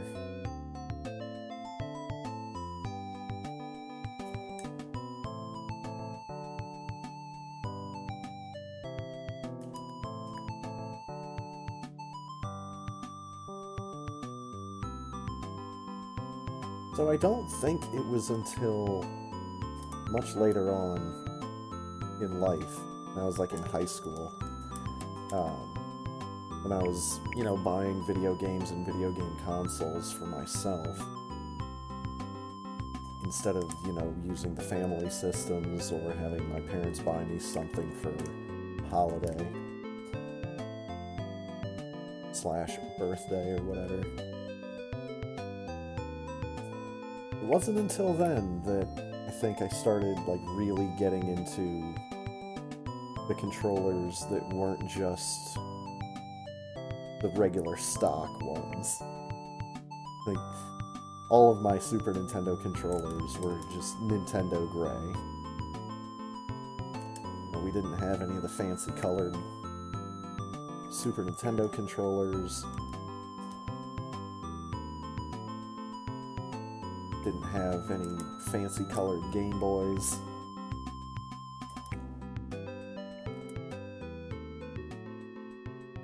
My brother did have an off-brand auto-fire controller for the Super Nintendo that had a clear shell. That was really cool. There we go. Yeah, like even up until when we had the N64, pretty sure all our controllers were still just the gray ones.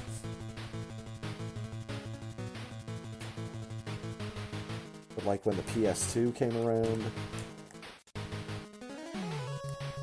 or when I got a PS2, I should say, yeah, I had a couple of black controllers, but pretty quickly. I think maybe it was the second time around. Yeah, because the first time, that was a birthday present. And I got the PS2. But when I bought the PS2 that I hadn't dropped a steel-toed boot on yet, when I bought my second PS2, that was the one where I was like, yeah, give me all the pretty colored controllers. Don't want the boring ones. Nope, give me that one. A red one, a white one. I fell down here.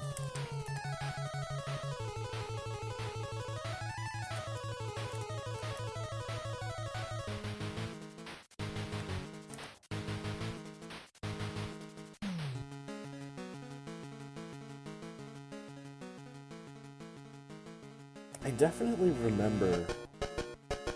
I remember using that auto-fire controller for Super Metroid, but I don't remember if the timing was right for the bomb jumping.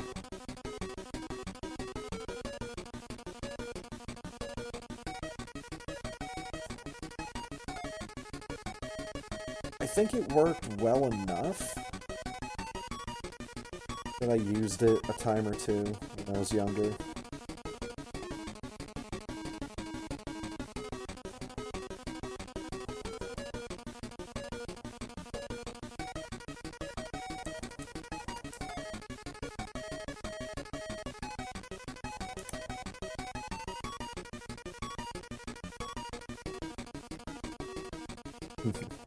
Yeah, Emulator Turbo is something different.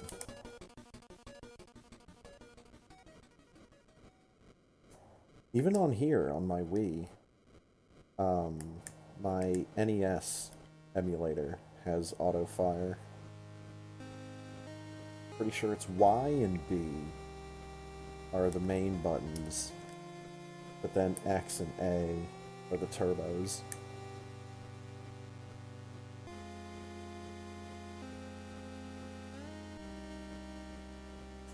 Hey, sometimes turbo buttons are really nice. Why, I jumped at the wrong spot. There we go. That W.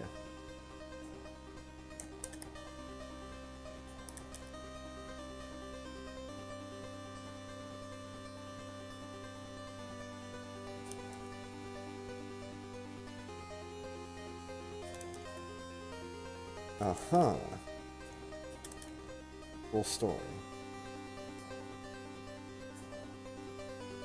Shot like 2 or 3 times. That one beamer. Kind of hanging out in the maze. None of those shots hit him. Also, I feel it. Ever since I did the SM Bad enemy list, I'm actually a little bit more confident in my memory of some of the enemies' names.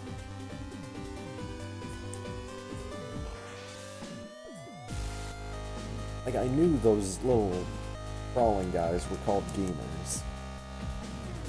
And I knew that the enemies that fly around in a wave pattern were called wavers. But for some odd reason, it just didn't sound right in my head.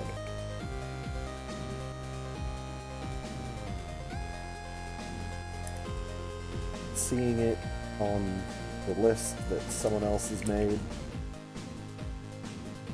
hey, that lets me know that I'm right about stuff. Every once in a while. Let's preface that. A clear choice. Yeah, Yapping Maw was... that was one that I was pretty confident in. But then when I saw it on the website, I was like, oh yeah. That's definitely what that thing's called.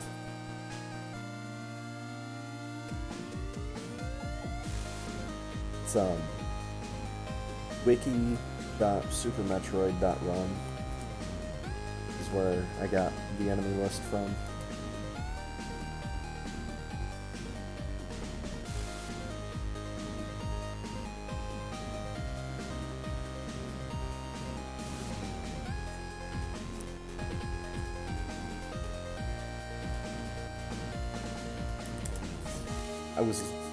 I was initially thinking about doing the same thing that I ended up doing with SM Bad, but doing it with the room names.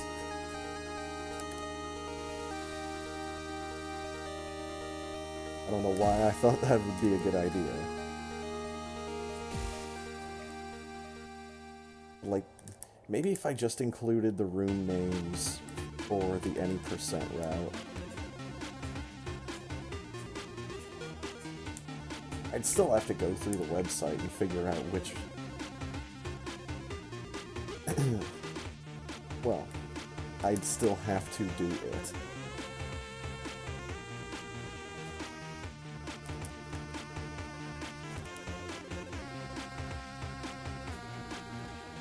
Can't even get this one. And there is a difference between a Ripper and a Ripper 2.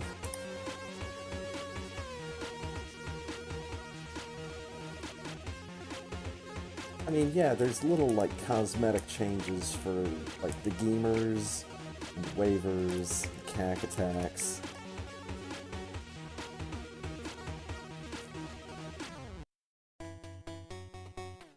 But yeah, there's actual difference between a Ripper and a Ripper 2.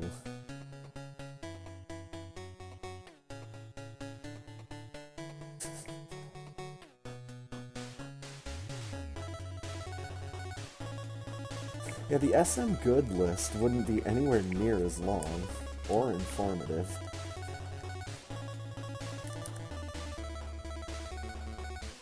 There were certain enemies like key hunters and cack attacks that I was extremely confident that that's what their names are, because that's their names. Just there's certain enemies that I wouldn't hear people talking about. There would be enemies that I'd hear people talking about.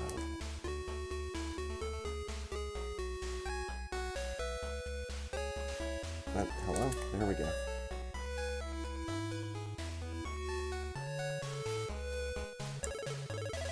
I'm waiting to see if there's more good characters in this game. I mean, no, because Shack Tool counts as an enemy. He can do damage to Samus. There's maybe Chozo statue, but that... don't know if that counts. Work robots are considered enemies. Been shot by a work robot. Not fun. Alright. Phantoon is probably going to be really upset with me. Because I made him look like a fucking fool earlier tonight. Hmm? He might be too close. He came in much faster than normal that time. I still hit him, though.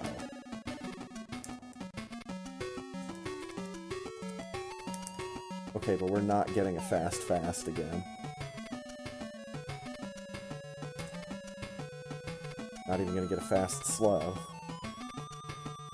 I'm gonna get a fast slow fast, I guess? That's... my timing is all fucked up now, because how round one went. Yeah, the Shine Spark animation has a lot of action lines. I'm on board with that. Chill back up, you pussy. Where are you?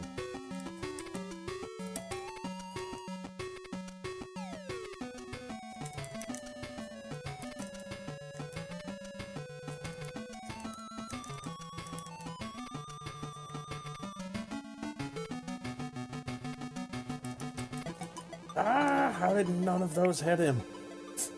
God damn it. Told you, man, he's upset with me.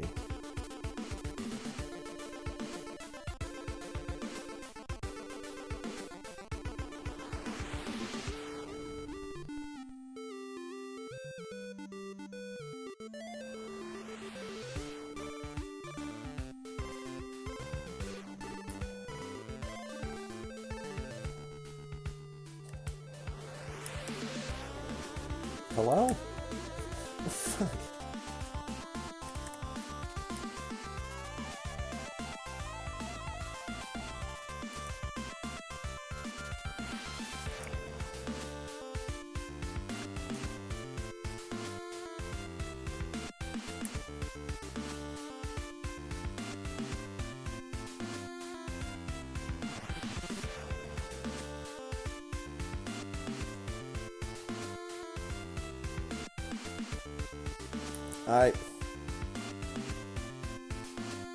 I'm so fucking stupid.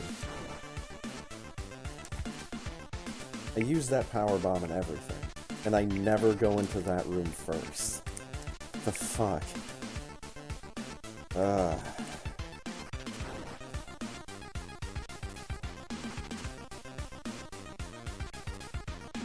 Letting my mind wander a bit too much.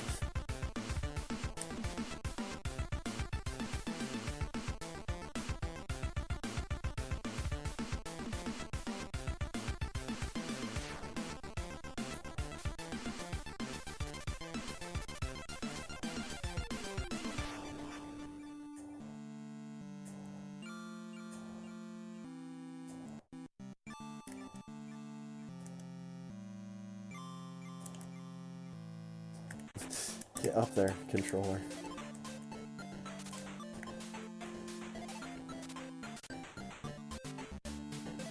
Oh, that might be too high.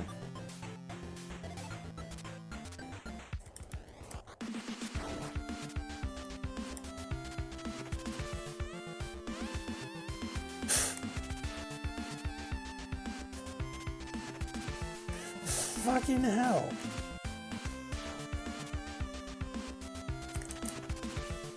Don't give a shit, but I got it anyways.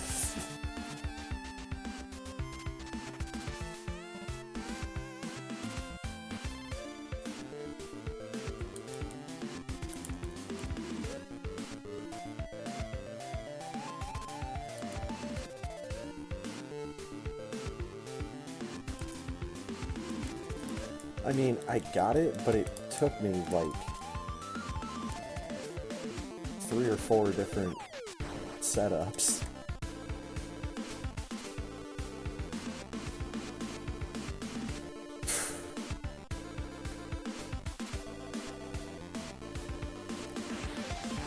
Controller thought that coming down softly would make it not hurt as bad.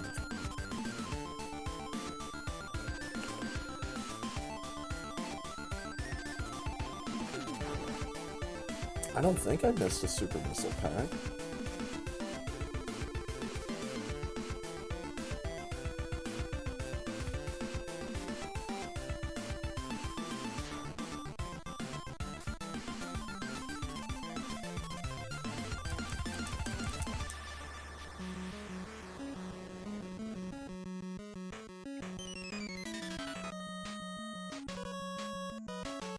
Alright, what do we get?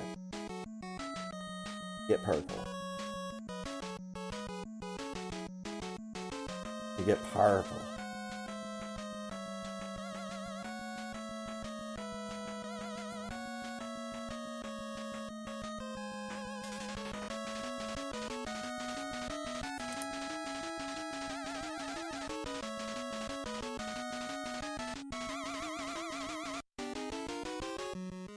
I have to see if I get a power or a super missile as a drop from someone. My ammo count changes. Get purple extra dry.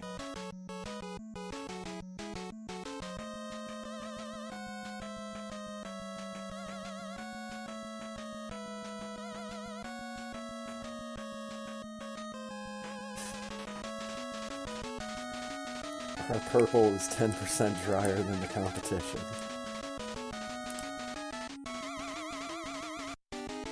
Our studies show that consumers want a drier purple. I'm not sure what any of this means, but yes, you do.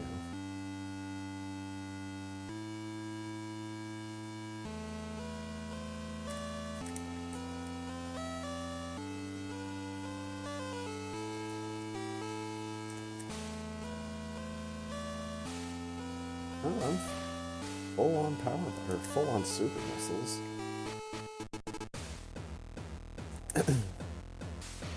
Just need to start paying attention long enough to remember if that's a good thing or a bad thing at this point, because I know I get at least one more pack.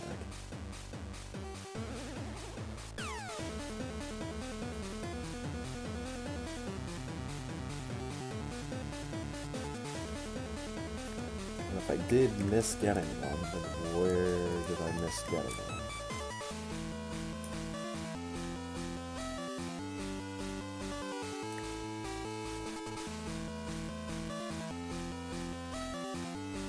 I thought I screwed that jump up because I didn't jump high enough to get the damage boost off the crab.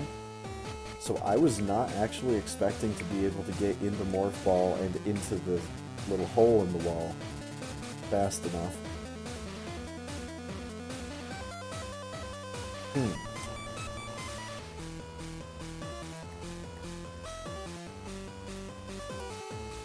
Yeah, I think my super missile count is good.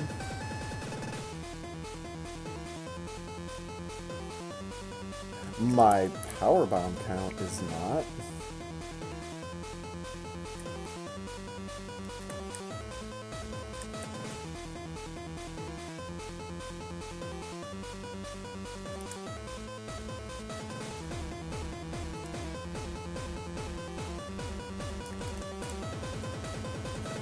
Clunk.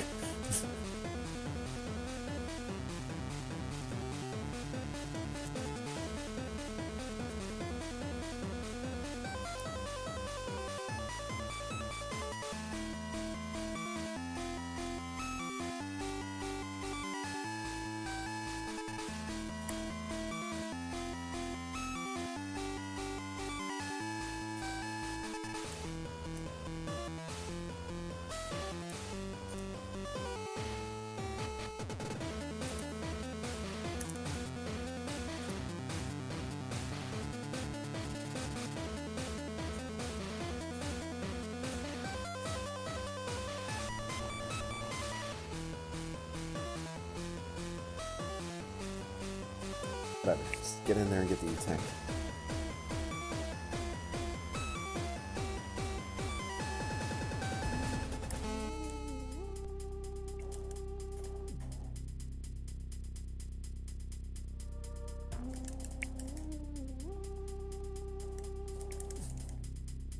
Actually only started getting that 4th E-Tank specifically for the races. Like back when I was just doing regular any percent runs with just a timer. That was not an E-Tank that I took the time to get. But since I didn't want to die in the races, I figured I'd go with 4 E-Tanks instead of 3. And that one just seemed like it was the least out of the way.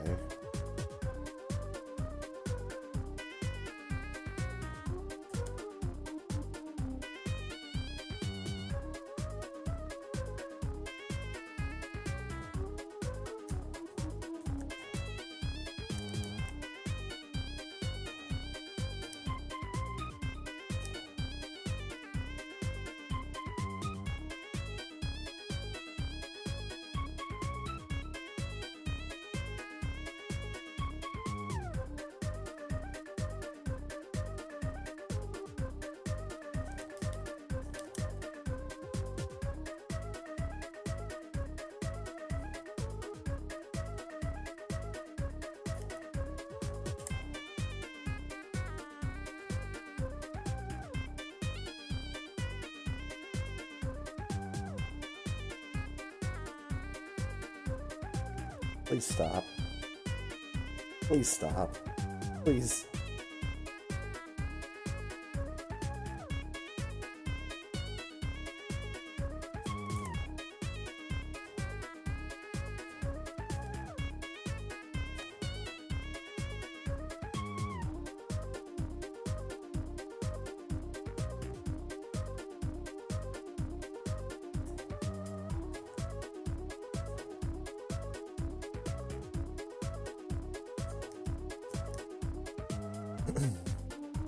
All right.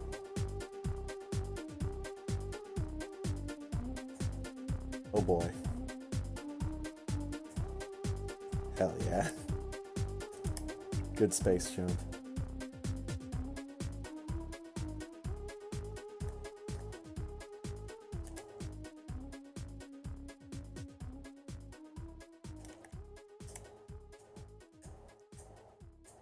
It's so funny because the sprites that I usually look for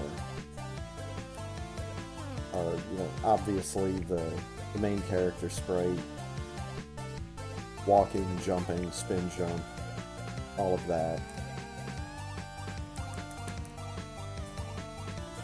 And you can get a look at that pretty quickly in the game. Just, you know, run around for a little bit and see all of those sprites pretty quickly. But then there's Morph Ball. And as we've seen, and continue to see, some of these artists have a little bit of fun with Morph Ball.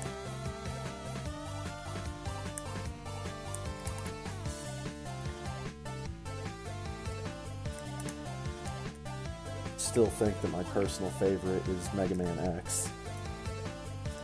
It just turns into the big Met.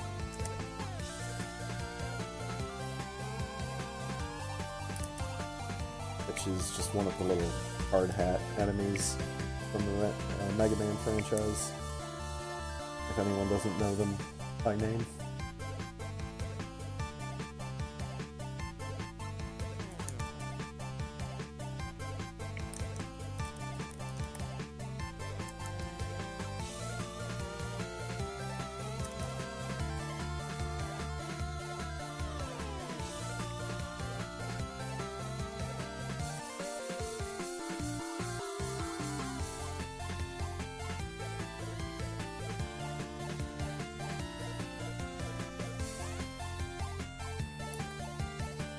But the other sprite, or set of sprites where a lot of artists will have some fun is Space Jump. Well, Space Jump is a fair ways into the game. It's not as quickly seen or tested or viewed or whatever as the main character sprite, the basic animations, and Morph Ball.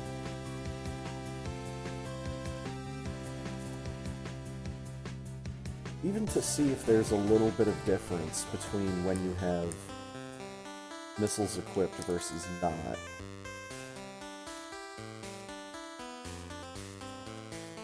A couple of the sprites do have a little thing that opens up at the end of the gun. I know Mega Man X does. A little nozzle or something. We'll see since I've been using a lot of these sprites for the first time in races. I've been seeing it slightly differently. But Space Jump is really like the last one that you see, because there's not usually too much different with Screw Attack.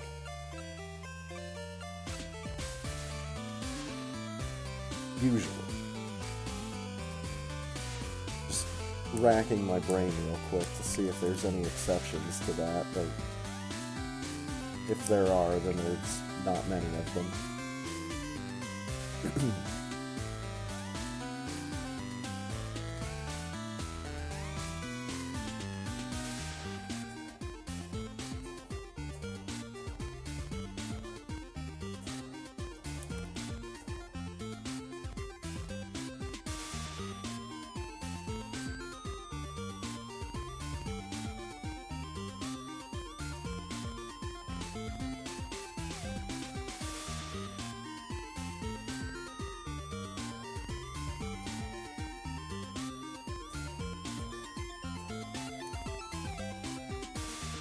Long shoulder button.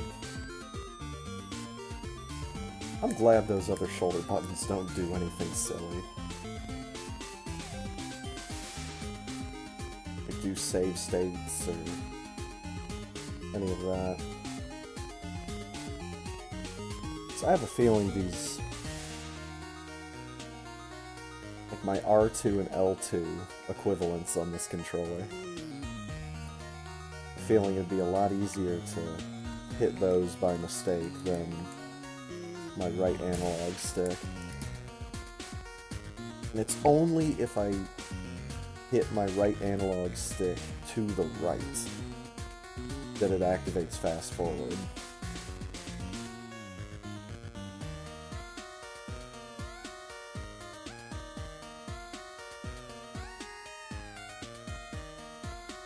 And it is usually extremely noticeable when I hit fast forward on this thing.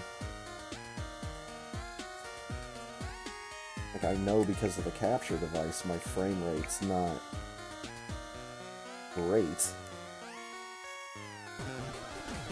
But there's a noticeable amount of frame skip that goes on when I have fast forward on.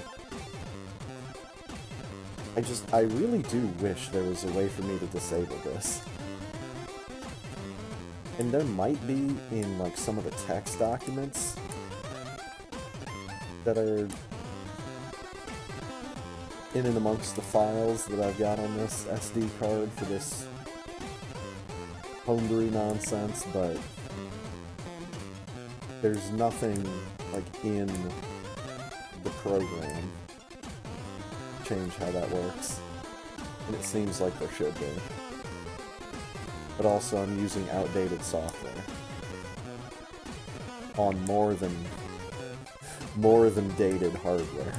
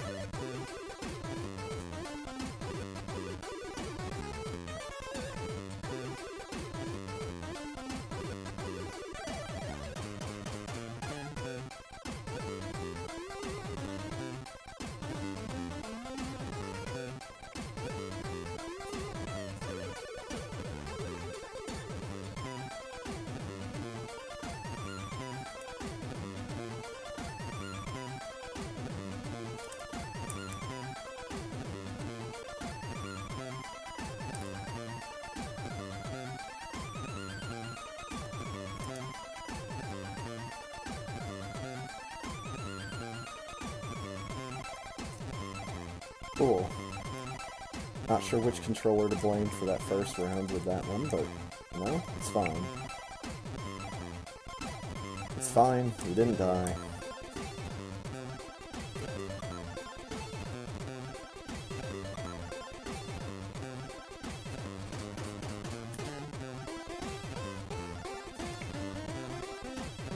I have messed up gold pirates, kung fu pirates, number of different ways.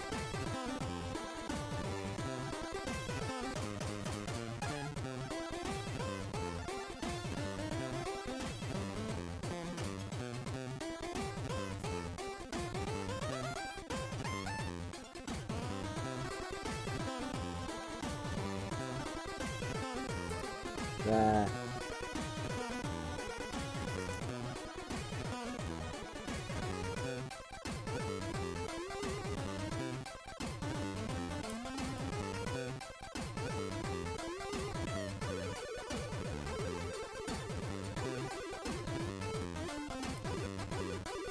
Back down here. Big dead dummy. What? How are you not dead? Now you're dead.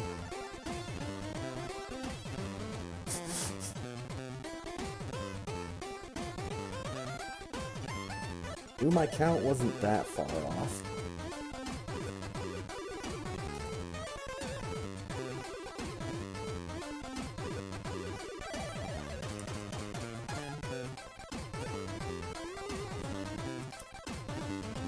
Yeah, the turnaround animation is a bit much for the controller.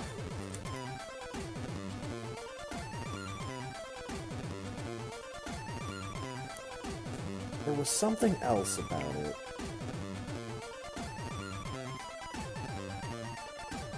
But yeah, that's a big visual distraction.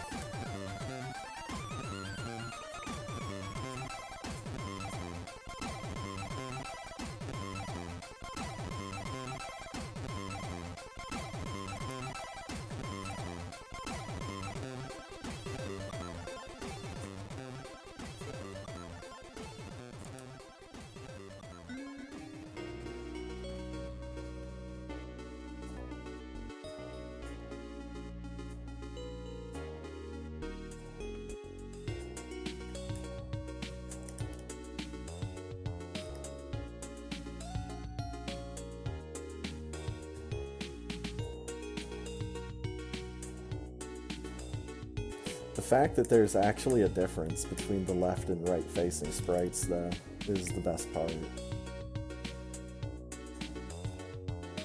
And I had to very quickly double check this visually before I said anything out loud. But yeah, that is one amazing little detail about this sprite. It does actually turn around when it turns around.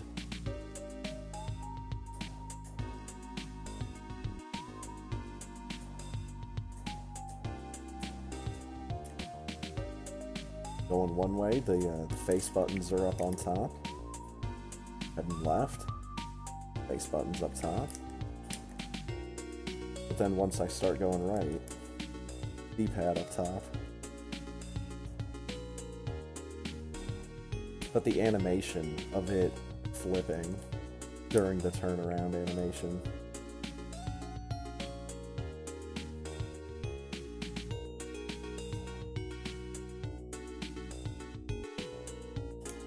It's a bit visually distracting. No, god damn it.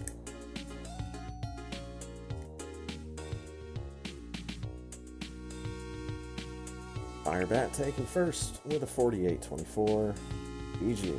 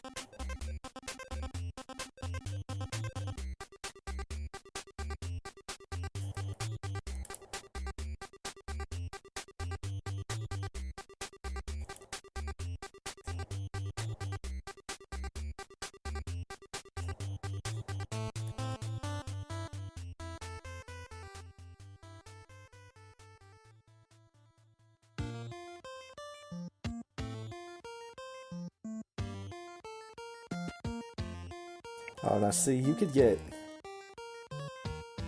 an input reader to animate like this.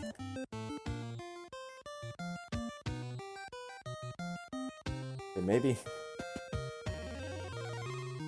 the input reader would be a bit more work than just a GIF, but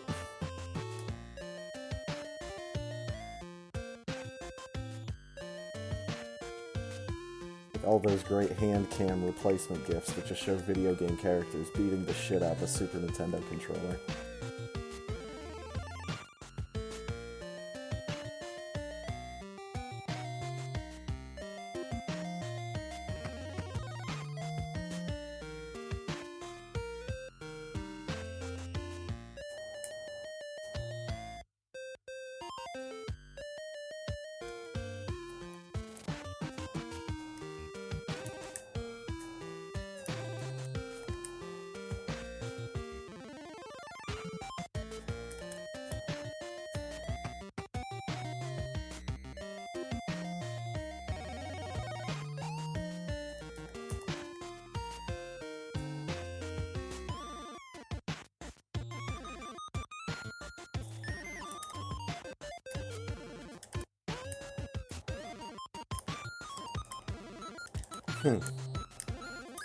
Thought that first one was gonna hit him for sure.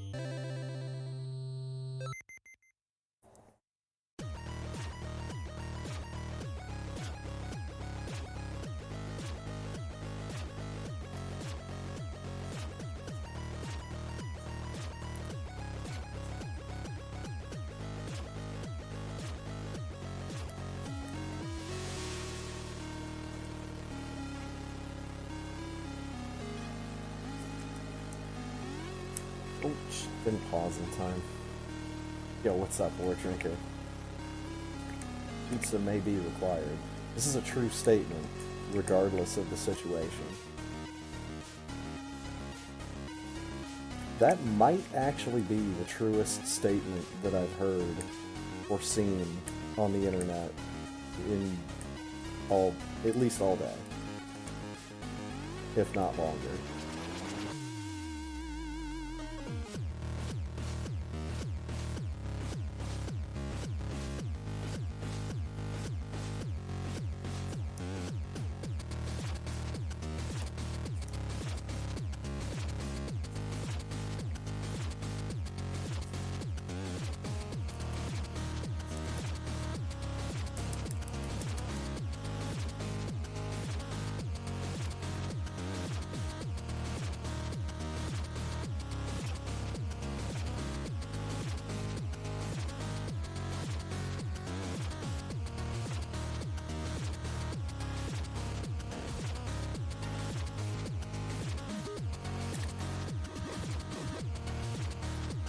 Yep.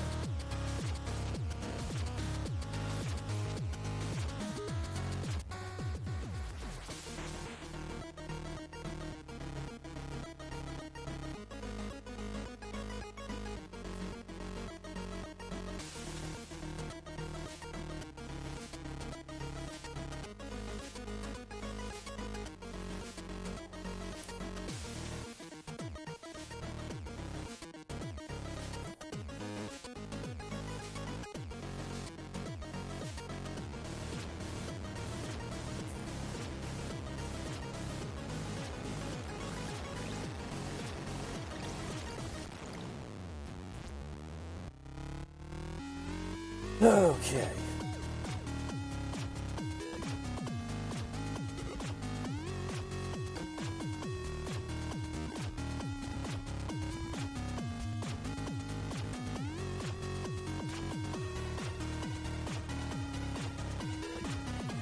I was watching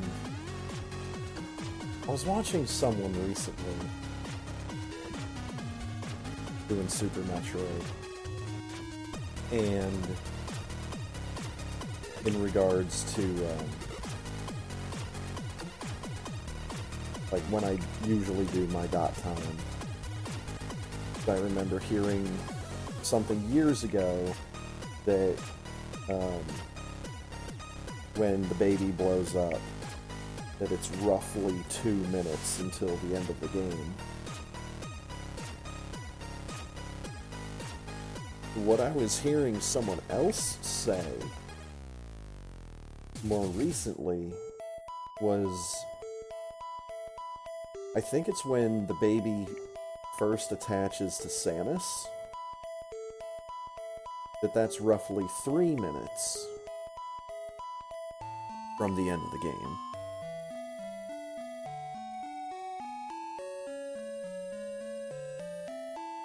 That's the kind of 57 I want to start seeing more of. Let's fucking go. Except that's not a final time. I'm stupid.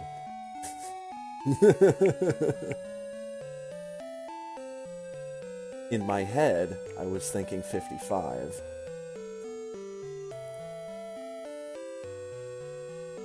But I ended up saying 57 because I just looked at a 57.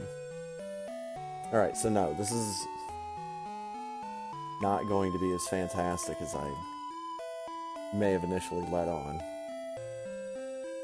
If that was my final time, I'd be happy with it.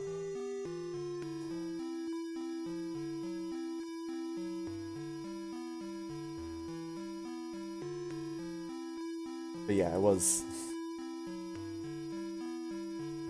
thinking in my head if that was a 55-14 for the dot time, then yeah, I'd be a lot more excited about that. And have actual reason to be as well. Instead, I'm just kinda dumb. But hey, that's fine. I've been dumb before. I've gotten better. But then I got dumb again. So, the never-ending cycle. The most tranquil escape theme I could have asked for from Rainwave as well.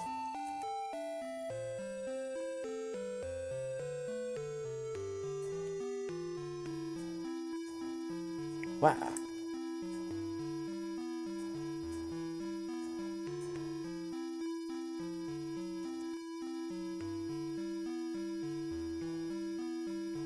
Save those damn frames. Oh god, get in the cartridge. Cartridge? Get in the console. 59, 28. And a GG. I had to space in my Super Nintendo.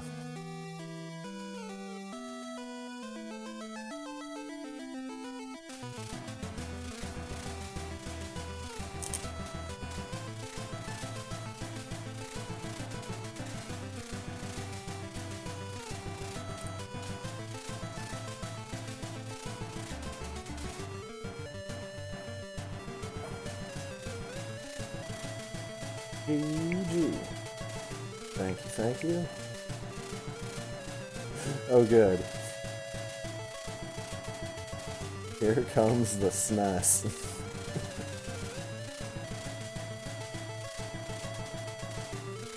And it's a 41.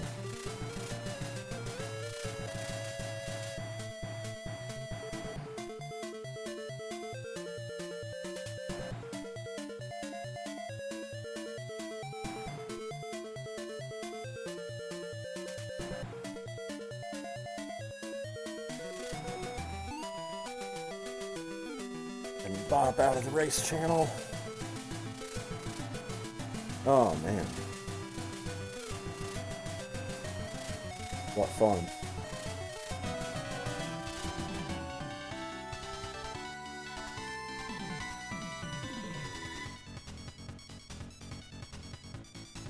It's almost like it was a selling feature of the system.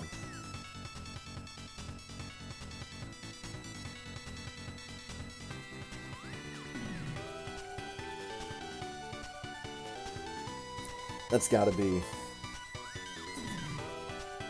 The way they used Mode 7 in the 7th Saga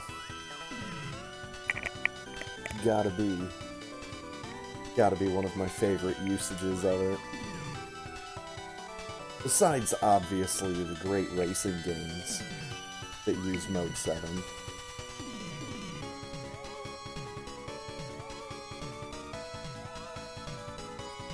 But the deal with 7th Saga, the way they use Mode 7 is... So you're walking around on the overworld, and you get into a random enemy encounter. What the Mode 7 does on the world map is it, like, flattens it, because you're looking at it top down. So it kind of flattens it down to an angle after it, like... It spins and spins and spins, and then it flattens, and the enemy pops up. Then you see your heroes at the bottom of the screen. So yeah, it's basically this big swirling of the world map every time a random enemy encounter happens.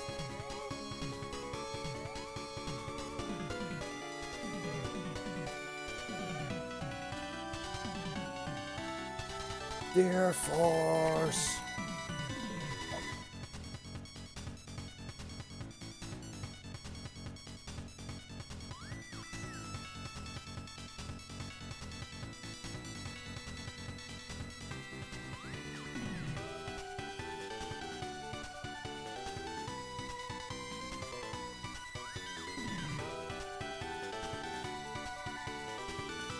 Wait, for collecting items is this number right here.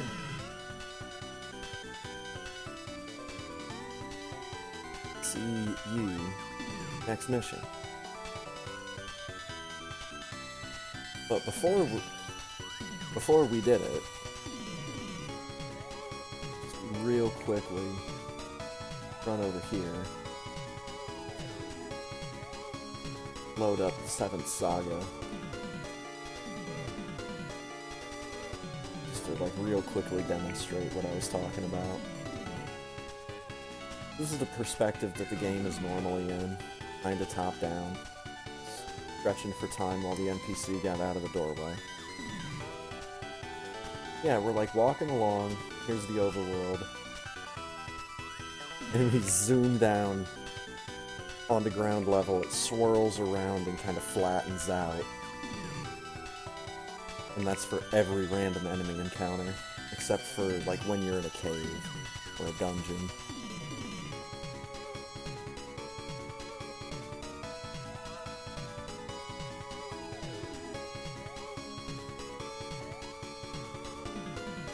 And then it just kind of normally pulls back out of the encounter. But yeah, the way it just takes the actual world map, swirls it around so that you're down at ground level with the characters, I always thought was kind of cool.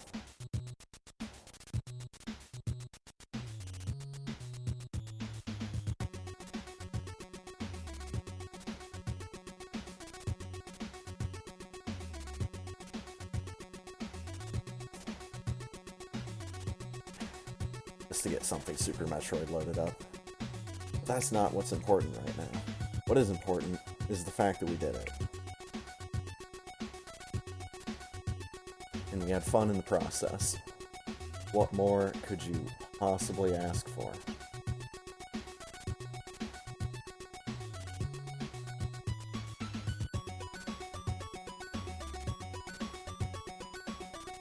And that is gonna wrap things up for me tonight. A lot of fun, as usual.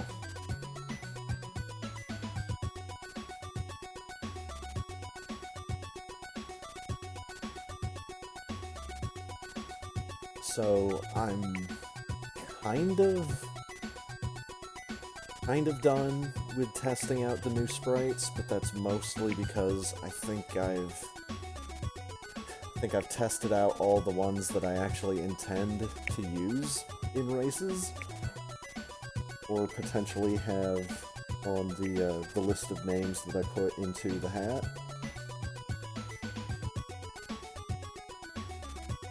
So I think next week, unless they add more, let's be back to picking names out of the hat for what sprite I will use for the night's race.